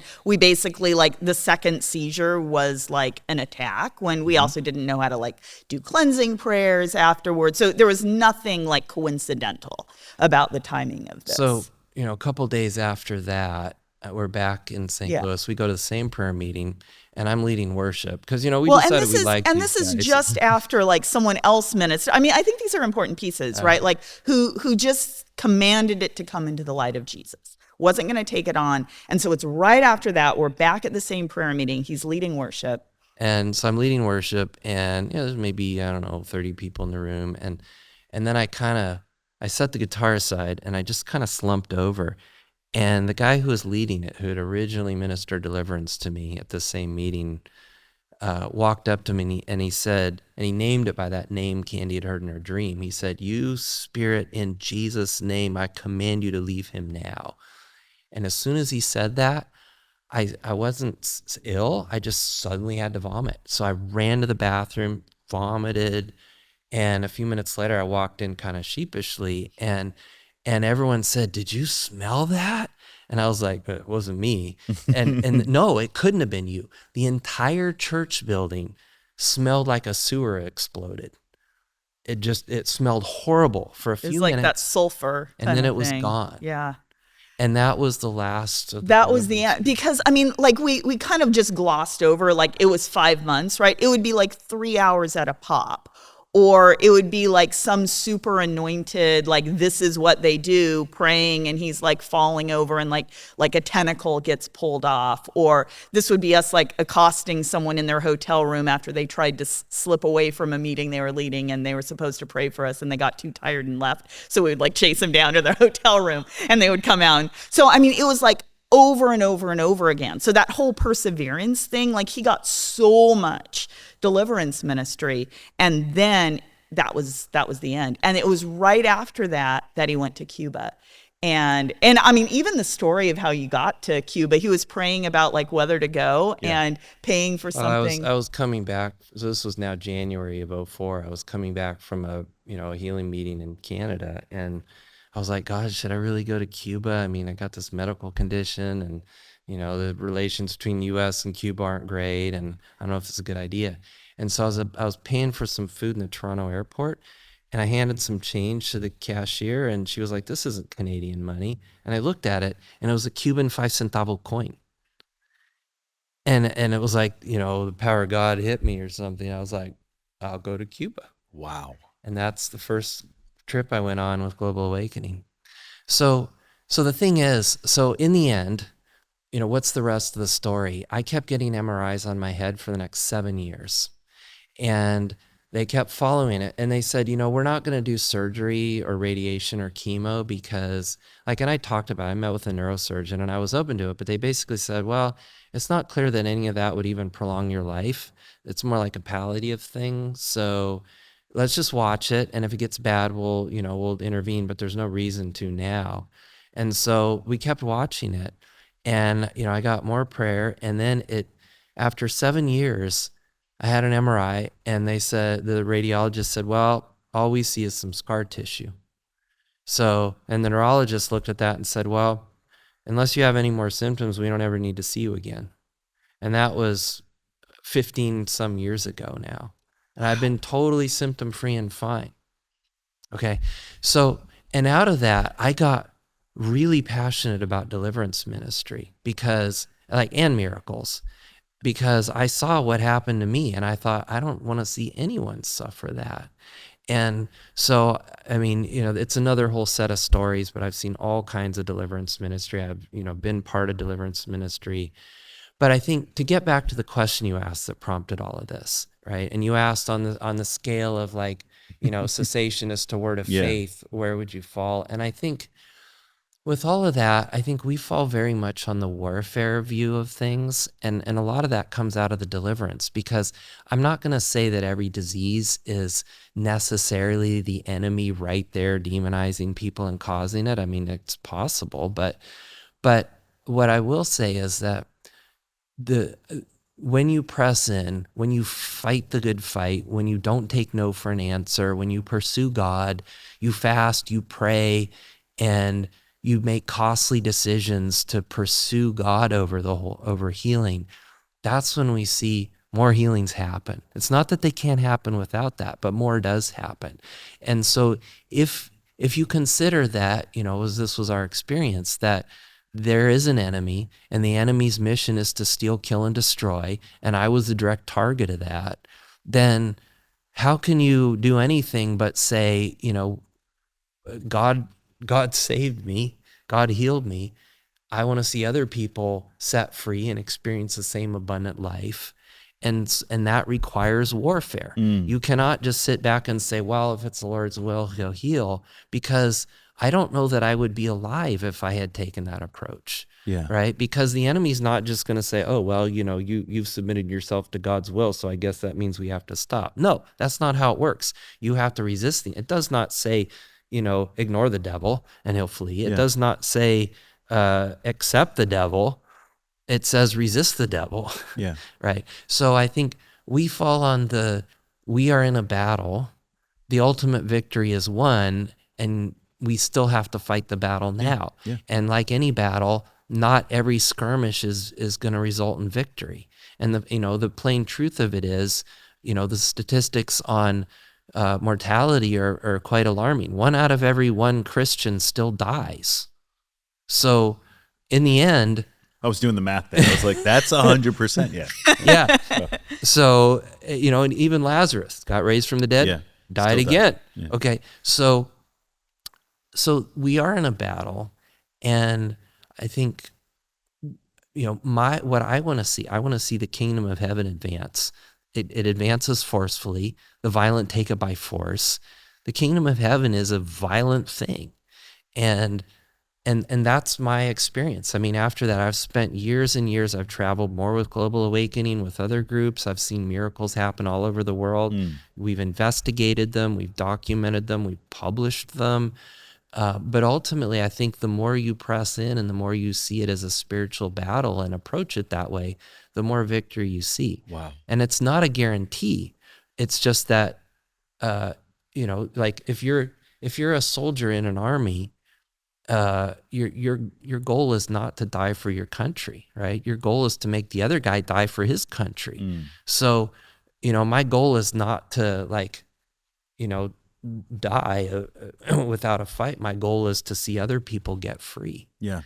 And we need to not be embarrassed by the lack of decorum of deliverance ministry. And I think this is a growth area for us in the charismatic movement. Is we can just want to soft pedal it, and we don't want to let people off the hook. We don't want to kind of take away from discipleship. And sometimes we just you need to actually cast things out. Yeah. And do it in a way that's respectful and that's not going to trauma. I think there's ways we can do it well and learn from where it hasn't always been done well. Yeah. But I think it's super important, because again, I don't know that he would be alive today if it hadn't have been for that deliverance piece, especially given that dramatic stuff. And I mean, there's all kinds of additional stories we could tell there.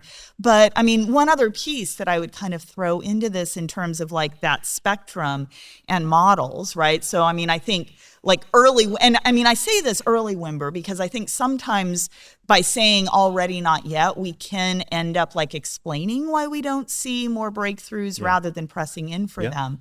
But I think another model that's ended up being really helpful for us is I've just finished writing the manuscript for a biography of Francis McNutt, who I don't know if you've come across him. So I mean, he was ordained as a Dominican priest, and in the 1970s was like a celebrity kind of figure, like prayed like all over the world. I mean, he actually started the charismatic movement in Latin America in kind of the Catholic Church, and like the 150 million charismatic Catholics today, it's actually through him and like all the bridge building that he did.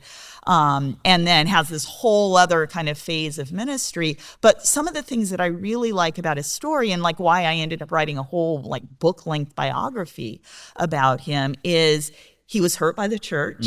He was hurt by hypocrisy. He forgave. It took like 13 years to like get unexcommunicated after he got married as a priest. And yet he like waited, right? Like he could have been ordained in a different branch of Catholicism or as an Anglican priest. He's like, no, I love the church. I'm loyal to it. And forgave. And he had this really like just beautifully like holistic model where it's like, yeah, we need to do deliverance here. Yeah, God heals through medicine. Yeah, actually we should do clinical trials. Like, I mean, he's like the what we did in Mozambique was actually building on something that he had worked with a medical doctor to do a study of like prayer for rheumatoid arthritis in like among like medical kind of communities. He had even in the 1970s, he was like doing like videos of prayer in hospitals and getting like the head of like the hospital coming on screen saying, yeah, you're getting results that we're not getting just with medicine.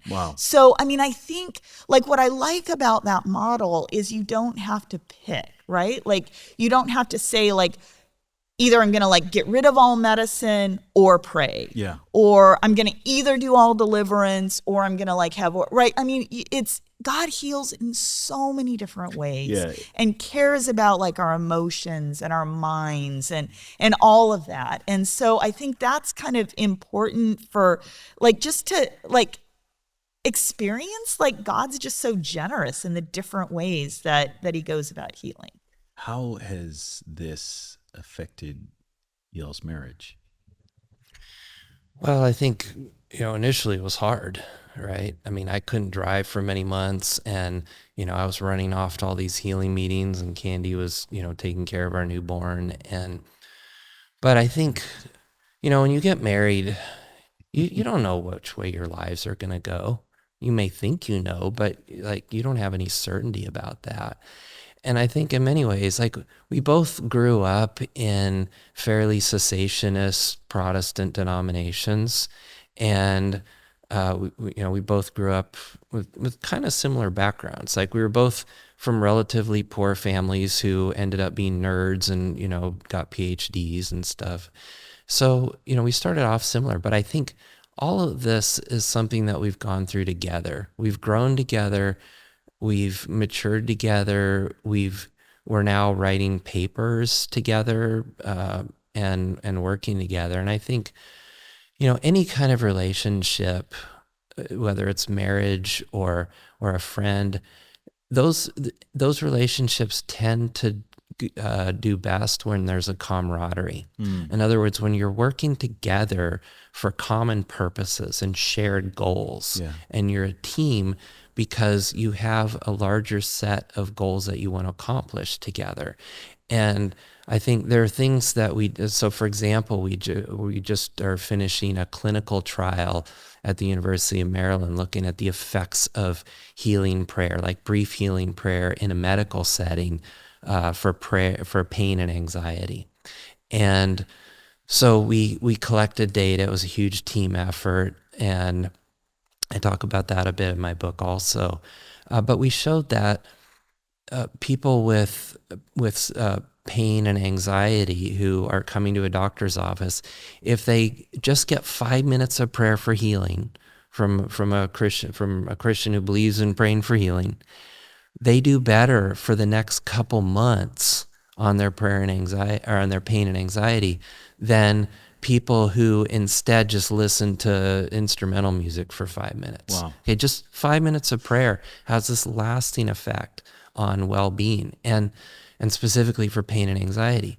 And so that was a project that that we've now been working on together to analyze the data, to publish it. So we have one paper that we've just jointly authored along with many others at the University of Maryland that's coming out in May and May or June. And we have more papers. And the thing is, we have different areas of expertise. I'm a scientist. I know science, engineering. I do clinical research. I do psychology. I do neuroscience, cognitive neuroscience. I do research on artificial intelligence. My undergraduate degree is in mechanical engineering, right? So I do all kinds of things: science, math, engineering, computer science. And Candy has expertise in the humanities, Harvard PhD, American religious history, American studies. She has all the expertise in the humanities. And so I think between the two of us, we cover a whole range of academic disciplines. That's pretty wide. And so, but that's great, because now when we're doing a project, it requires different kinds of expertise, and she has expertise that I don't, and I have expertise that she doesn't. And so we work together, and together we can do projects that neither one of us could do on our own. Wow. So our wedding scripture, this is another one of those, like, what was I thinking? Was like, a grain of wheat has to die and then it'll bear much fruit. Yeah. And that's kind of in the story of our lives, right? Like, what we thought we were getting into, like, he almost literally died. And like this very orderly, like, plan for our lives that we had, it had to die before the fruit really kind of came to being. And I mean, I've told him this, like, now he's heard me say it like a bazillion times, but like, with the deliverance that he went through, like, I just remember thinking, like, yeah, like, I had a lot of, like, respect for you before, but like, the level of authority and anointing kind of, like, through everything just, like, skyrocketed. Wow. And I mean, it's like, in like a lot of the ministry that we've done together, so there's the academic stuff, but there's also like the just like praying for people, like for healing and especially for deliverance, like sometimes like hours at a time. Like, and I mean, there was a season where we had like people coming into our living room till like early wee hours of the morning, like 5 nights a week. And then we like moved it into a church and kind of like, but I mean, it's like kind of working together on that. And I mean, and early on, like, he had all of this training I hadn't had. And so I would just kind of listen to him and then realize, like, oh yeah, we kind of need to like both be doing it at the same time because there's so many people that need, but I mean, I think we learned from, and we complement each other even on that. Like, I remember stuff he doesn't, and we've got different gifts. So yeah, I mean, I think it's been good for us, even though it's like a lot of hard stuff. The first year was super hard. And I mean, I got this massive crash course on how to pray for healing, how deliverance works, because I would go to all these meetings, right? Because I was desperate, and I was like, okay, when do we get to the part where you pray for me and I get healed? And then there's a line of people who need him to pray. Meanwhile, there's hours of teaching, the theology of healing, the practicalities. Here's how this works. And okay, you got a badge on. Now you pray for that person who's on the floor, rolling around and screaming. And so I just learned by doing, right? Not because I was pursuing that. I just was desperately pursuing healing. And in the process, I got trained in all this prayer ministry and deliverance. And so that just naturally came out. And I mean, as I got healed over the following years, I mean, I ended up ministering to so many people. Like, I visited all kinds of churches. I ministered in all kinds of churches in the U.S., other countries, and it was super fruitful, right? So, it's like what we said, the kingdom of heaven is like a bit of yeast that works through the dough, right? And so, I mean, in the end, Candy ended up traveling with Global Awakening and other groups, and got, had her own experiences and training. And so I think we've definitely grown in that together. But it certainly wasn't easy that first year. It was absolutely horrible. What? Listen, we've actually, how long have we been we've been going almost close to an hour and a half. Yeah. Longer. I actually, number one, will you please come back as much as you want? And I would actually love it if you would come back on a Wednesday, and I would love to have you guys share.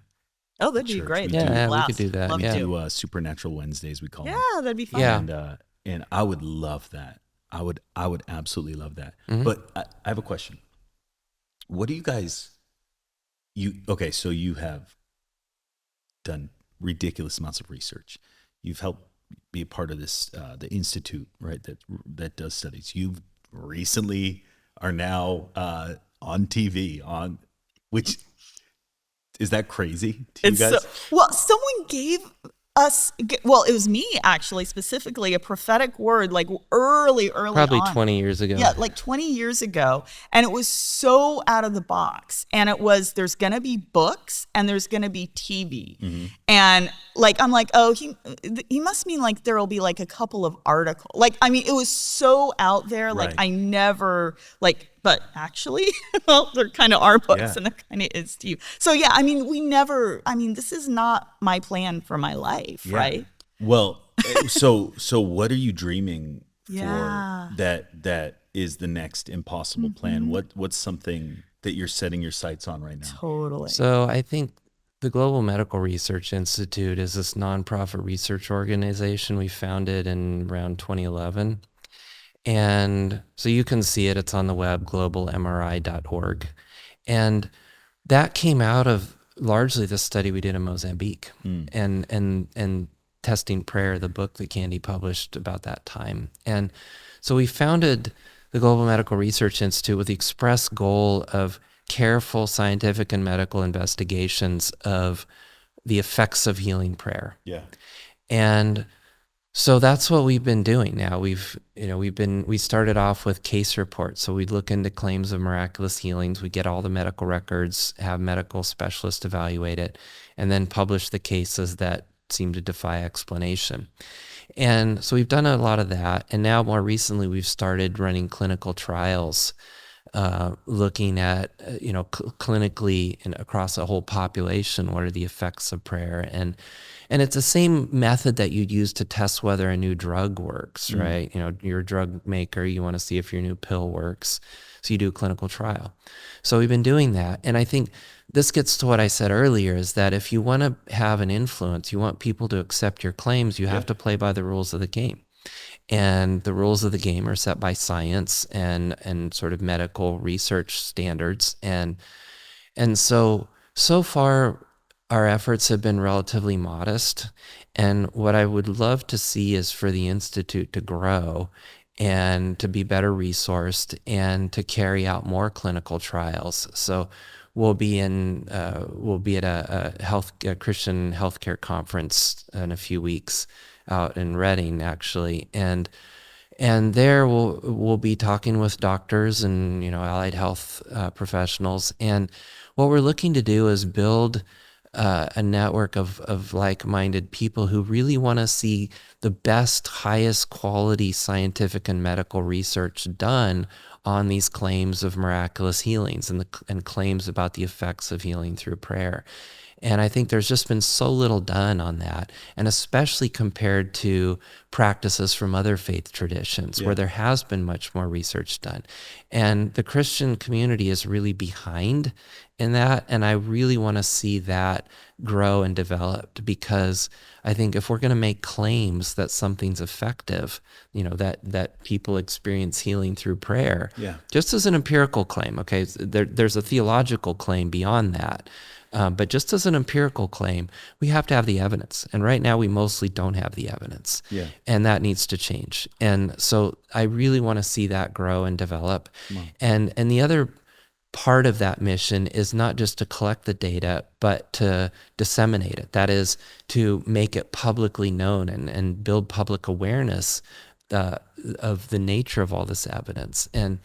And so that's why we're doing things like the Miracle series with Angel Studios to build awareness of these things and in a way that's accessible. We want to build curricula for schools, universities, seminaries, medical schools. And I think that's the kind of thing. So, obviously we both have our regular university faculty positions. But I think we've been doing this now for many years, and I think we're getting to the point now where it's starting to take off. And so I want to see that happen. I put a lot of my spare time and effort into that, which I don't have much because, being a faculty member, I run a neuroscience research lab. I teach courses. I have graduate students, postdoctoral fellows I train, and all of that. So that takes a massive amount of time. But even so, I put my time into this, into sort of pushing the Global Medical Research Institute forward, because I really want to see that happen. Wow. Because I think ultimately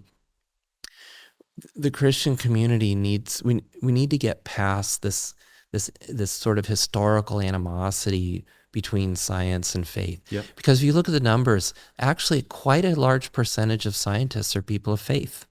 100%. And it's not as a sort of adversarial as you might think. And medical doctors even more so, because they see miracles. Yeah.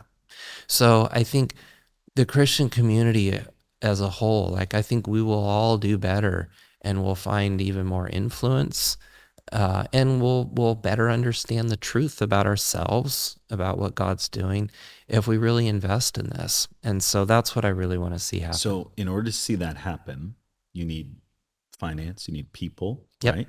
What's the type of person that you're looking for? Because these things go out.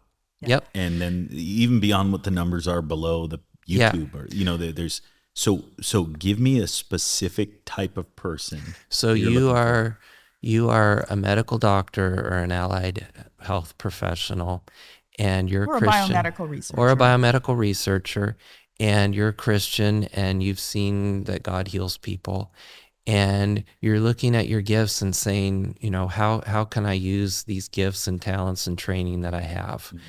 And I think this is an opportunity for you.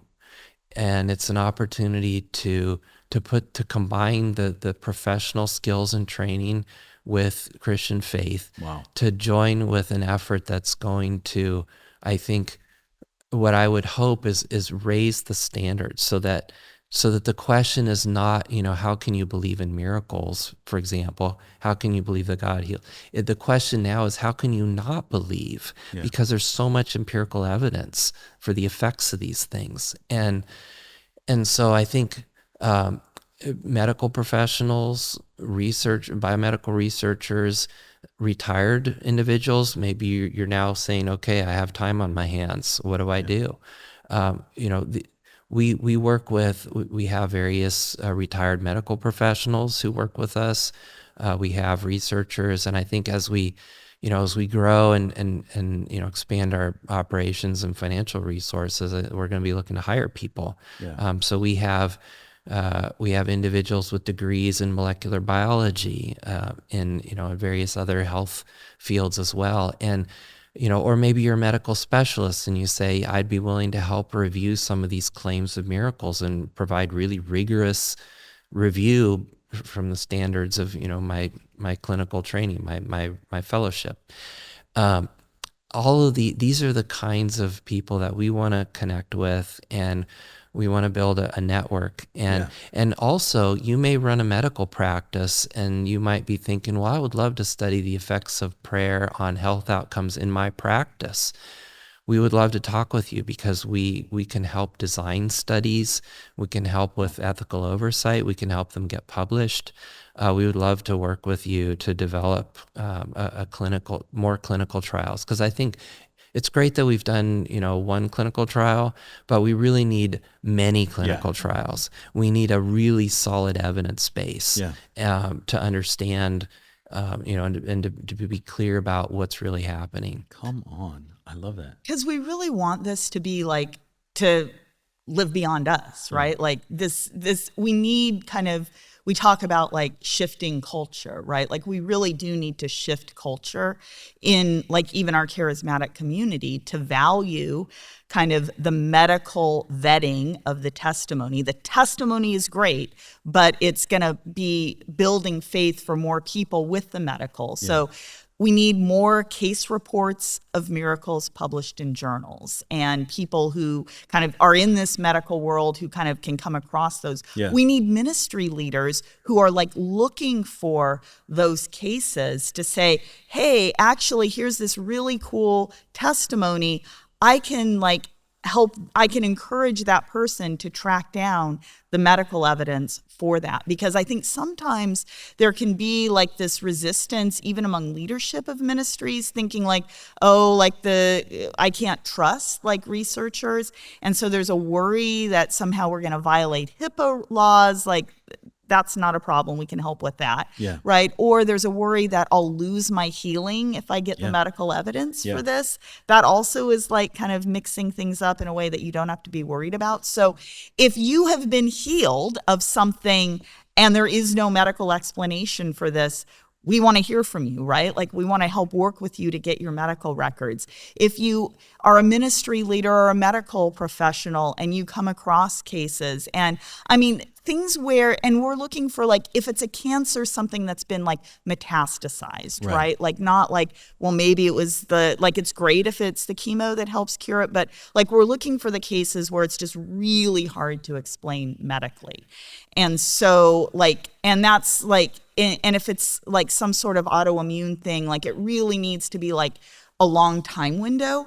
But if it's a condition where it's like eyesight and vision are pretty good examples, or if there is like some sort of something that disappears from your body that wouldn't, or something that appears in your body that wouldn't, right? Like the things that are really hard to explain medically. Help us find those cases so that we can have more kind of material for things like episodes on miracle or case reports published in medical journals. And so how can they get in touch with you guys? Because you listed off a bunch of, like, you listed off like, hey, we need these types of people. And you listed off like, we need these types of testimonies or miracles. What's the best place for someone to connect with you guys? globalmri.org. Okay. So that's the Global Medical Research Institute. There's a contact us page there. You can submit a testimony through that if you've experienced a healing. You can also email info@globalmri.org. Great. And then do you social media, anything like that?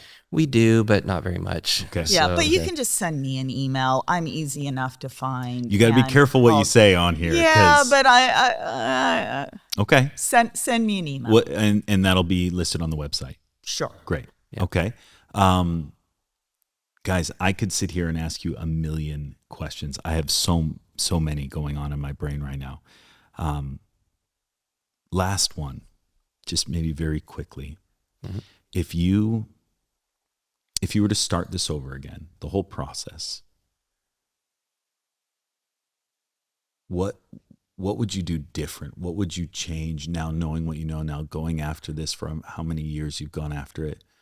Is there anything that you wish you entered into that journey of learning, discovering the move of the Spirit, that you said, man, if I could have just told myself this 20 years ago, it would have saved me so much time, as you've balanced the medical as well as the spiritual, as well as the familial, like, is there anything that you would go back and, man, I wish I knew this, it would have saved me so much time?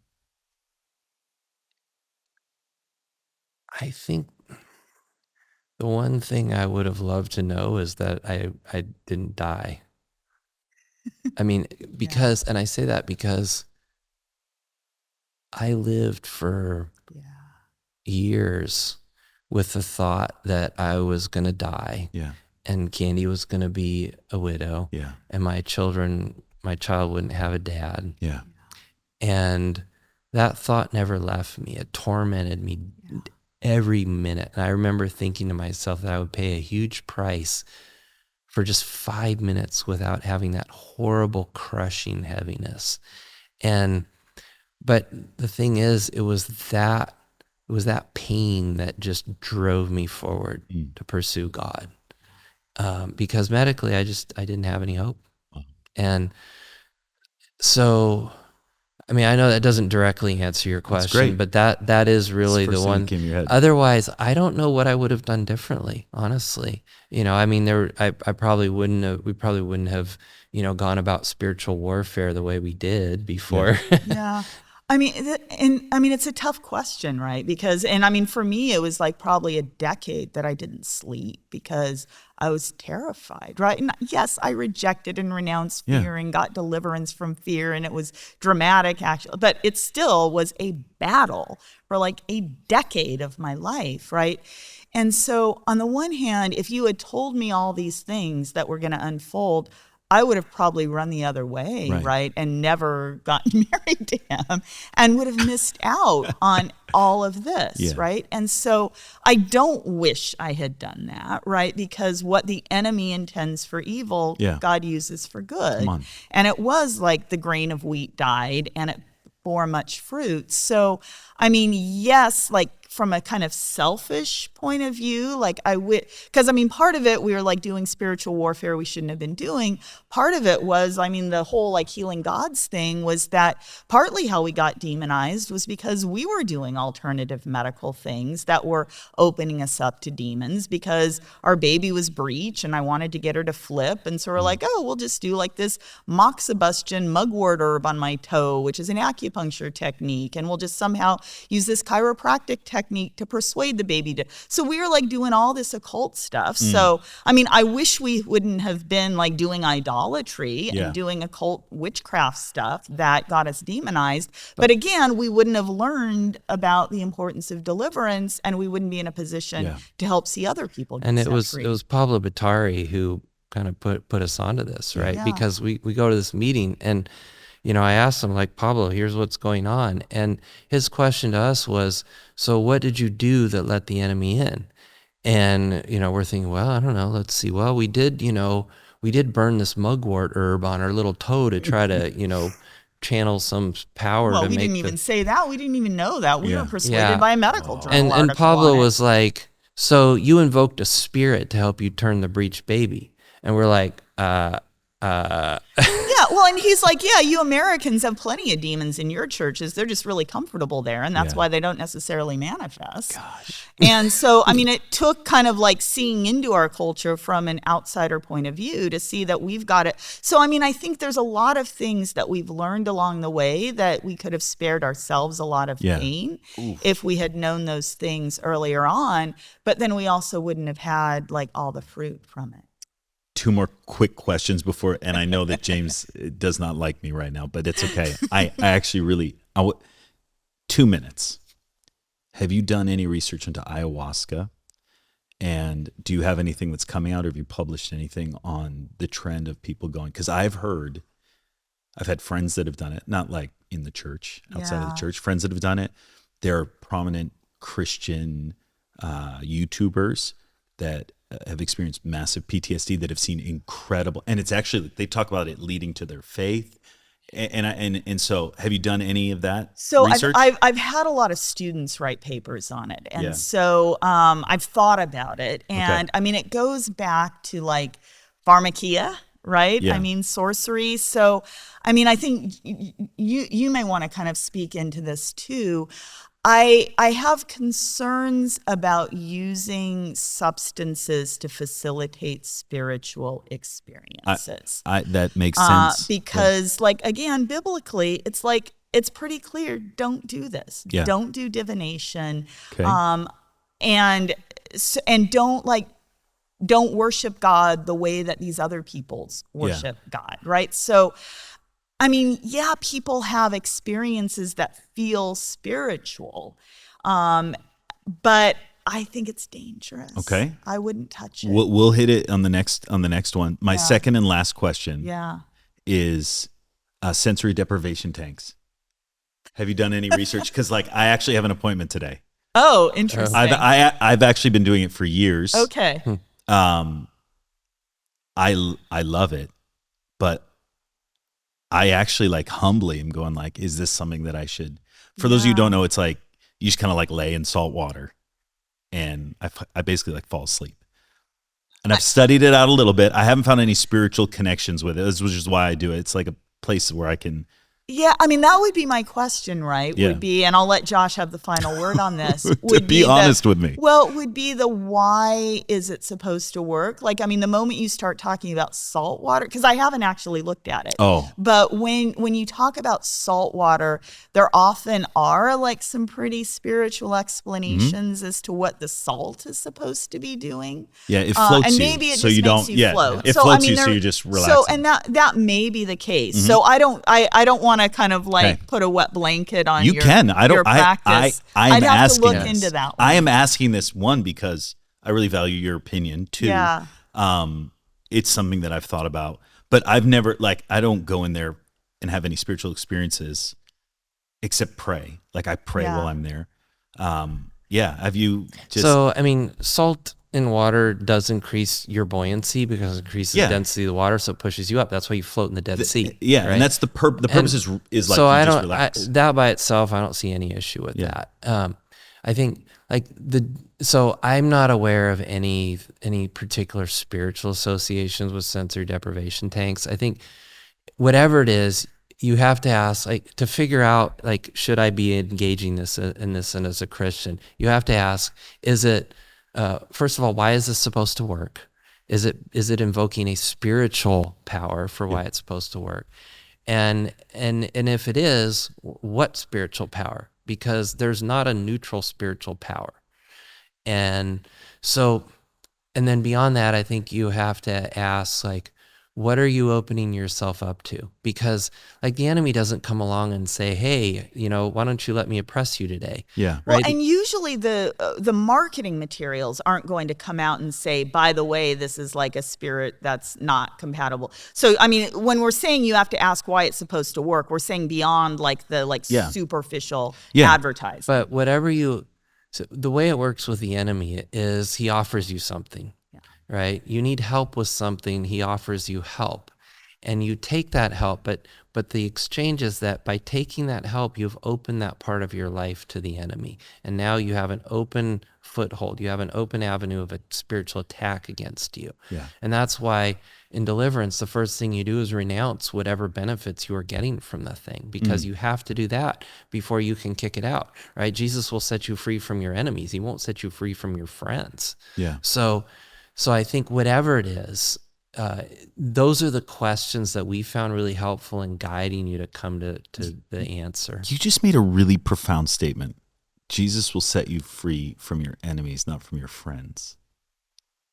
I've never heard that before. I mean, what is deliverance? No, I'm with you. Like, it makes sense. Yeah. Well, I've just never heard it put like that before. Well, and I mean, we stole it from somewhere, Yeah. but I mean, I think, but this is the issue, right? Like, we have to be willing to give up what we're getting from it. And I think this is why we, again, as charismatic Christians, can be so eager to come up with, like, here's a Bible verse to go with it, or here's like a justification for how it draws me closer to Christ, because we really want to get something from it. Yeah. And you've got to be willing to trust God to fill whatever it is. Yeah. So again, that's not at all your tanks. Well, may be listen, totally great. next time I want you to go and do massive research, but I just want to book on it. No, I mean, my wife and we actually take this stuff very seriously. Mm-hmm. And so I do a limited amount of research before I engage in anything like that. Mm-hmm. And I get my wife to do it too, because she's much more critical than I am. And I haven't found anything spiritually in any of it. It's literally just like you're no muscles, right? You're just kind of like laying there like the Dead Sea. I mean, honestly, it sounds pretty relaxed. I know. Yeah, it sounds kind of good, actually. We can go. It's incredible. I'm going to do some research first. Do some research first. Listen, we can do real-time research. I actually, like, for me, it just calms me down. I'm so hyper. And you shut off, there's no light, there's no sound, and you float, and you just kind of like go into a deep place of rest. Your body just shifts over into it. It's just very hard for me. I sleep very little. So I really do, like, it's hard for me to sleep. Very hard. And I do fall asleep, and I wake up immediately. I wake up like 2 hours later, ready to go. I have to force myself. Yeah, nobody said that. Nobody told me that when I was lying on the floor going, God, I'll do anything. I'll go anywhere. And you're just like, yeah. But anyway, guys, Browns, Dr. Browns. Will. Thank you. Thank you. Like, honestly, please come back. Please don't just come back if you're sharing a book. But you can anytime. Please use this little platform for whatever you're working on. I would love that. And please come. I would love to have you guys share at church sometime. We would totally we would love absolutely to do love that. And come back to Mozambique. Yeah, we'd love to and do that. another We do. follow-up study. We talked to Heidi, I guess it was a year or two ago at one of Nancy Majura's things. And, since she was starting the university there, she said, well, come. And we're like, okay, that sounds good. But, that's as far as it went. It's up and running. I'm actually leaving about a week and a half for Mozambique. Awesome. So, thank you guys. Thank you for what you do. Thank you for your joy. Thank you. Yeah, thank you. I mean, you've given your life to this. So, I mean, that's a huge thing. Yeah. Thank you. I appreciate it. But I don't know what I'm doing. You guys at least know what you're doing. And you have some systems behind it.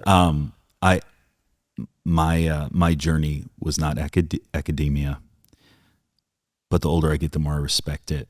That was one of the things that I really screwed up traveling with Randy early on.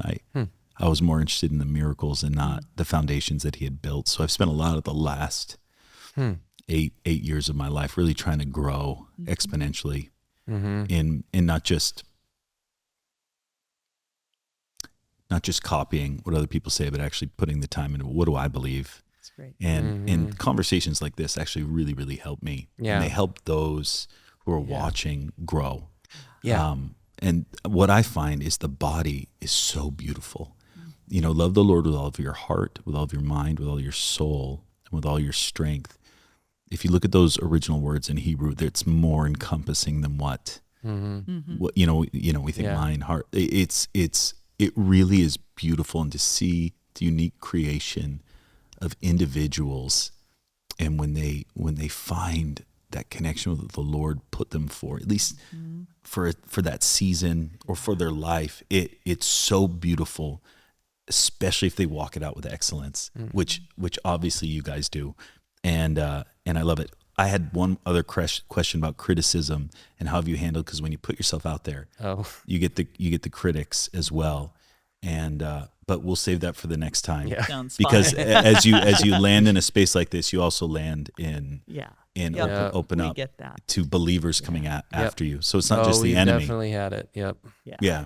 Well, we'll talk about that next time. We'll talk about that next time. Guys, you're incredible. Well, and as are you. Like, we love you. We love Iris. I mean, we have been so blessed by this whole ministry so long. Well, I didn't build it. Yeah, but we do have just immense respect for all that Iris does and all of you. We have some of the coolest people in the world. And one of the reasons why I do this podcast is I bring in people like you, and then I bring in our missionaries. Yeah. And what I've noticed is people are like, hey, less other guests, more missionaries, except for this one. I know they're gonna love this, but really I like to get their voice. I just like voices of people that are obedient to the Lord, getting out there and so guys, thank you for watching. There's a ton of YouTube videos with you guys talking. There's a ton of interviews. You can get all of their books. Amazon, are they all on Amazon? Yeah, they're all of them. Amazon. Yeah. And there's more. Yeah, there's more.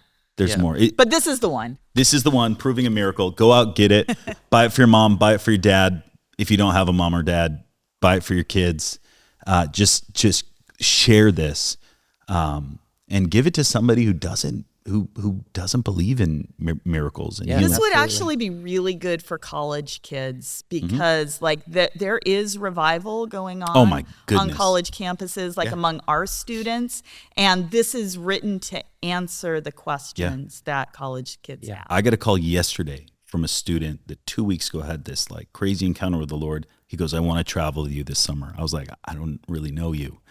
But I'm like, come on, like you can come on a trip with me, and don't call me and ask for that. But no, God's moving right now, and I find this next generation is not scared of asking the hard questions that maybe the previous generation did. Well, and I had my own, crisis of faith when I was in college. I was asking hard questions, and there were resources, and so I think this book can be a resource for that. So go out, buy it, buy all of the books, go to the website, and do me a favor, guys. Please hit like, hit subscribe, and send this to someone who needs to hear it.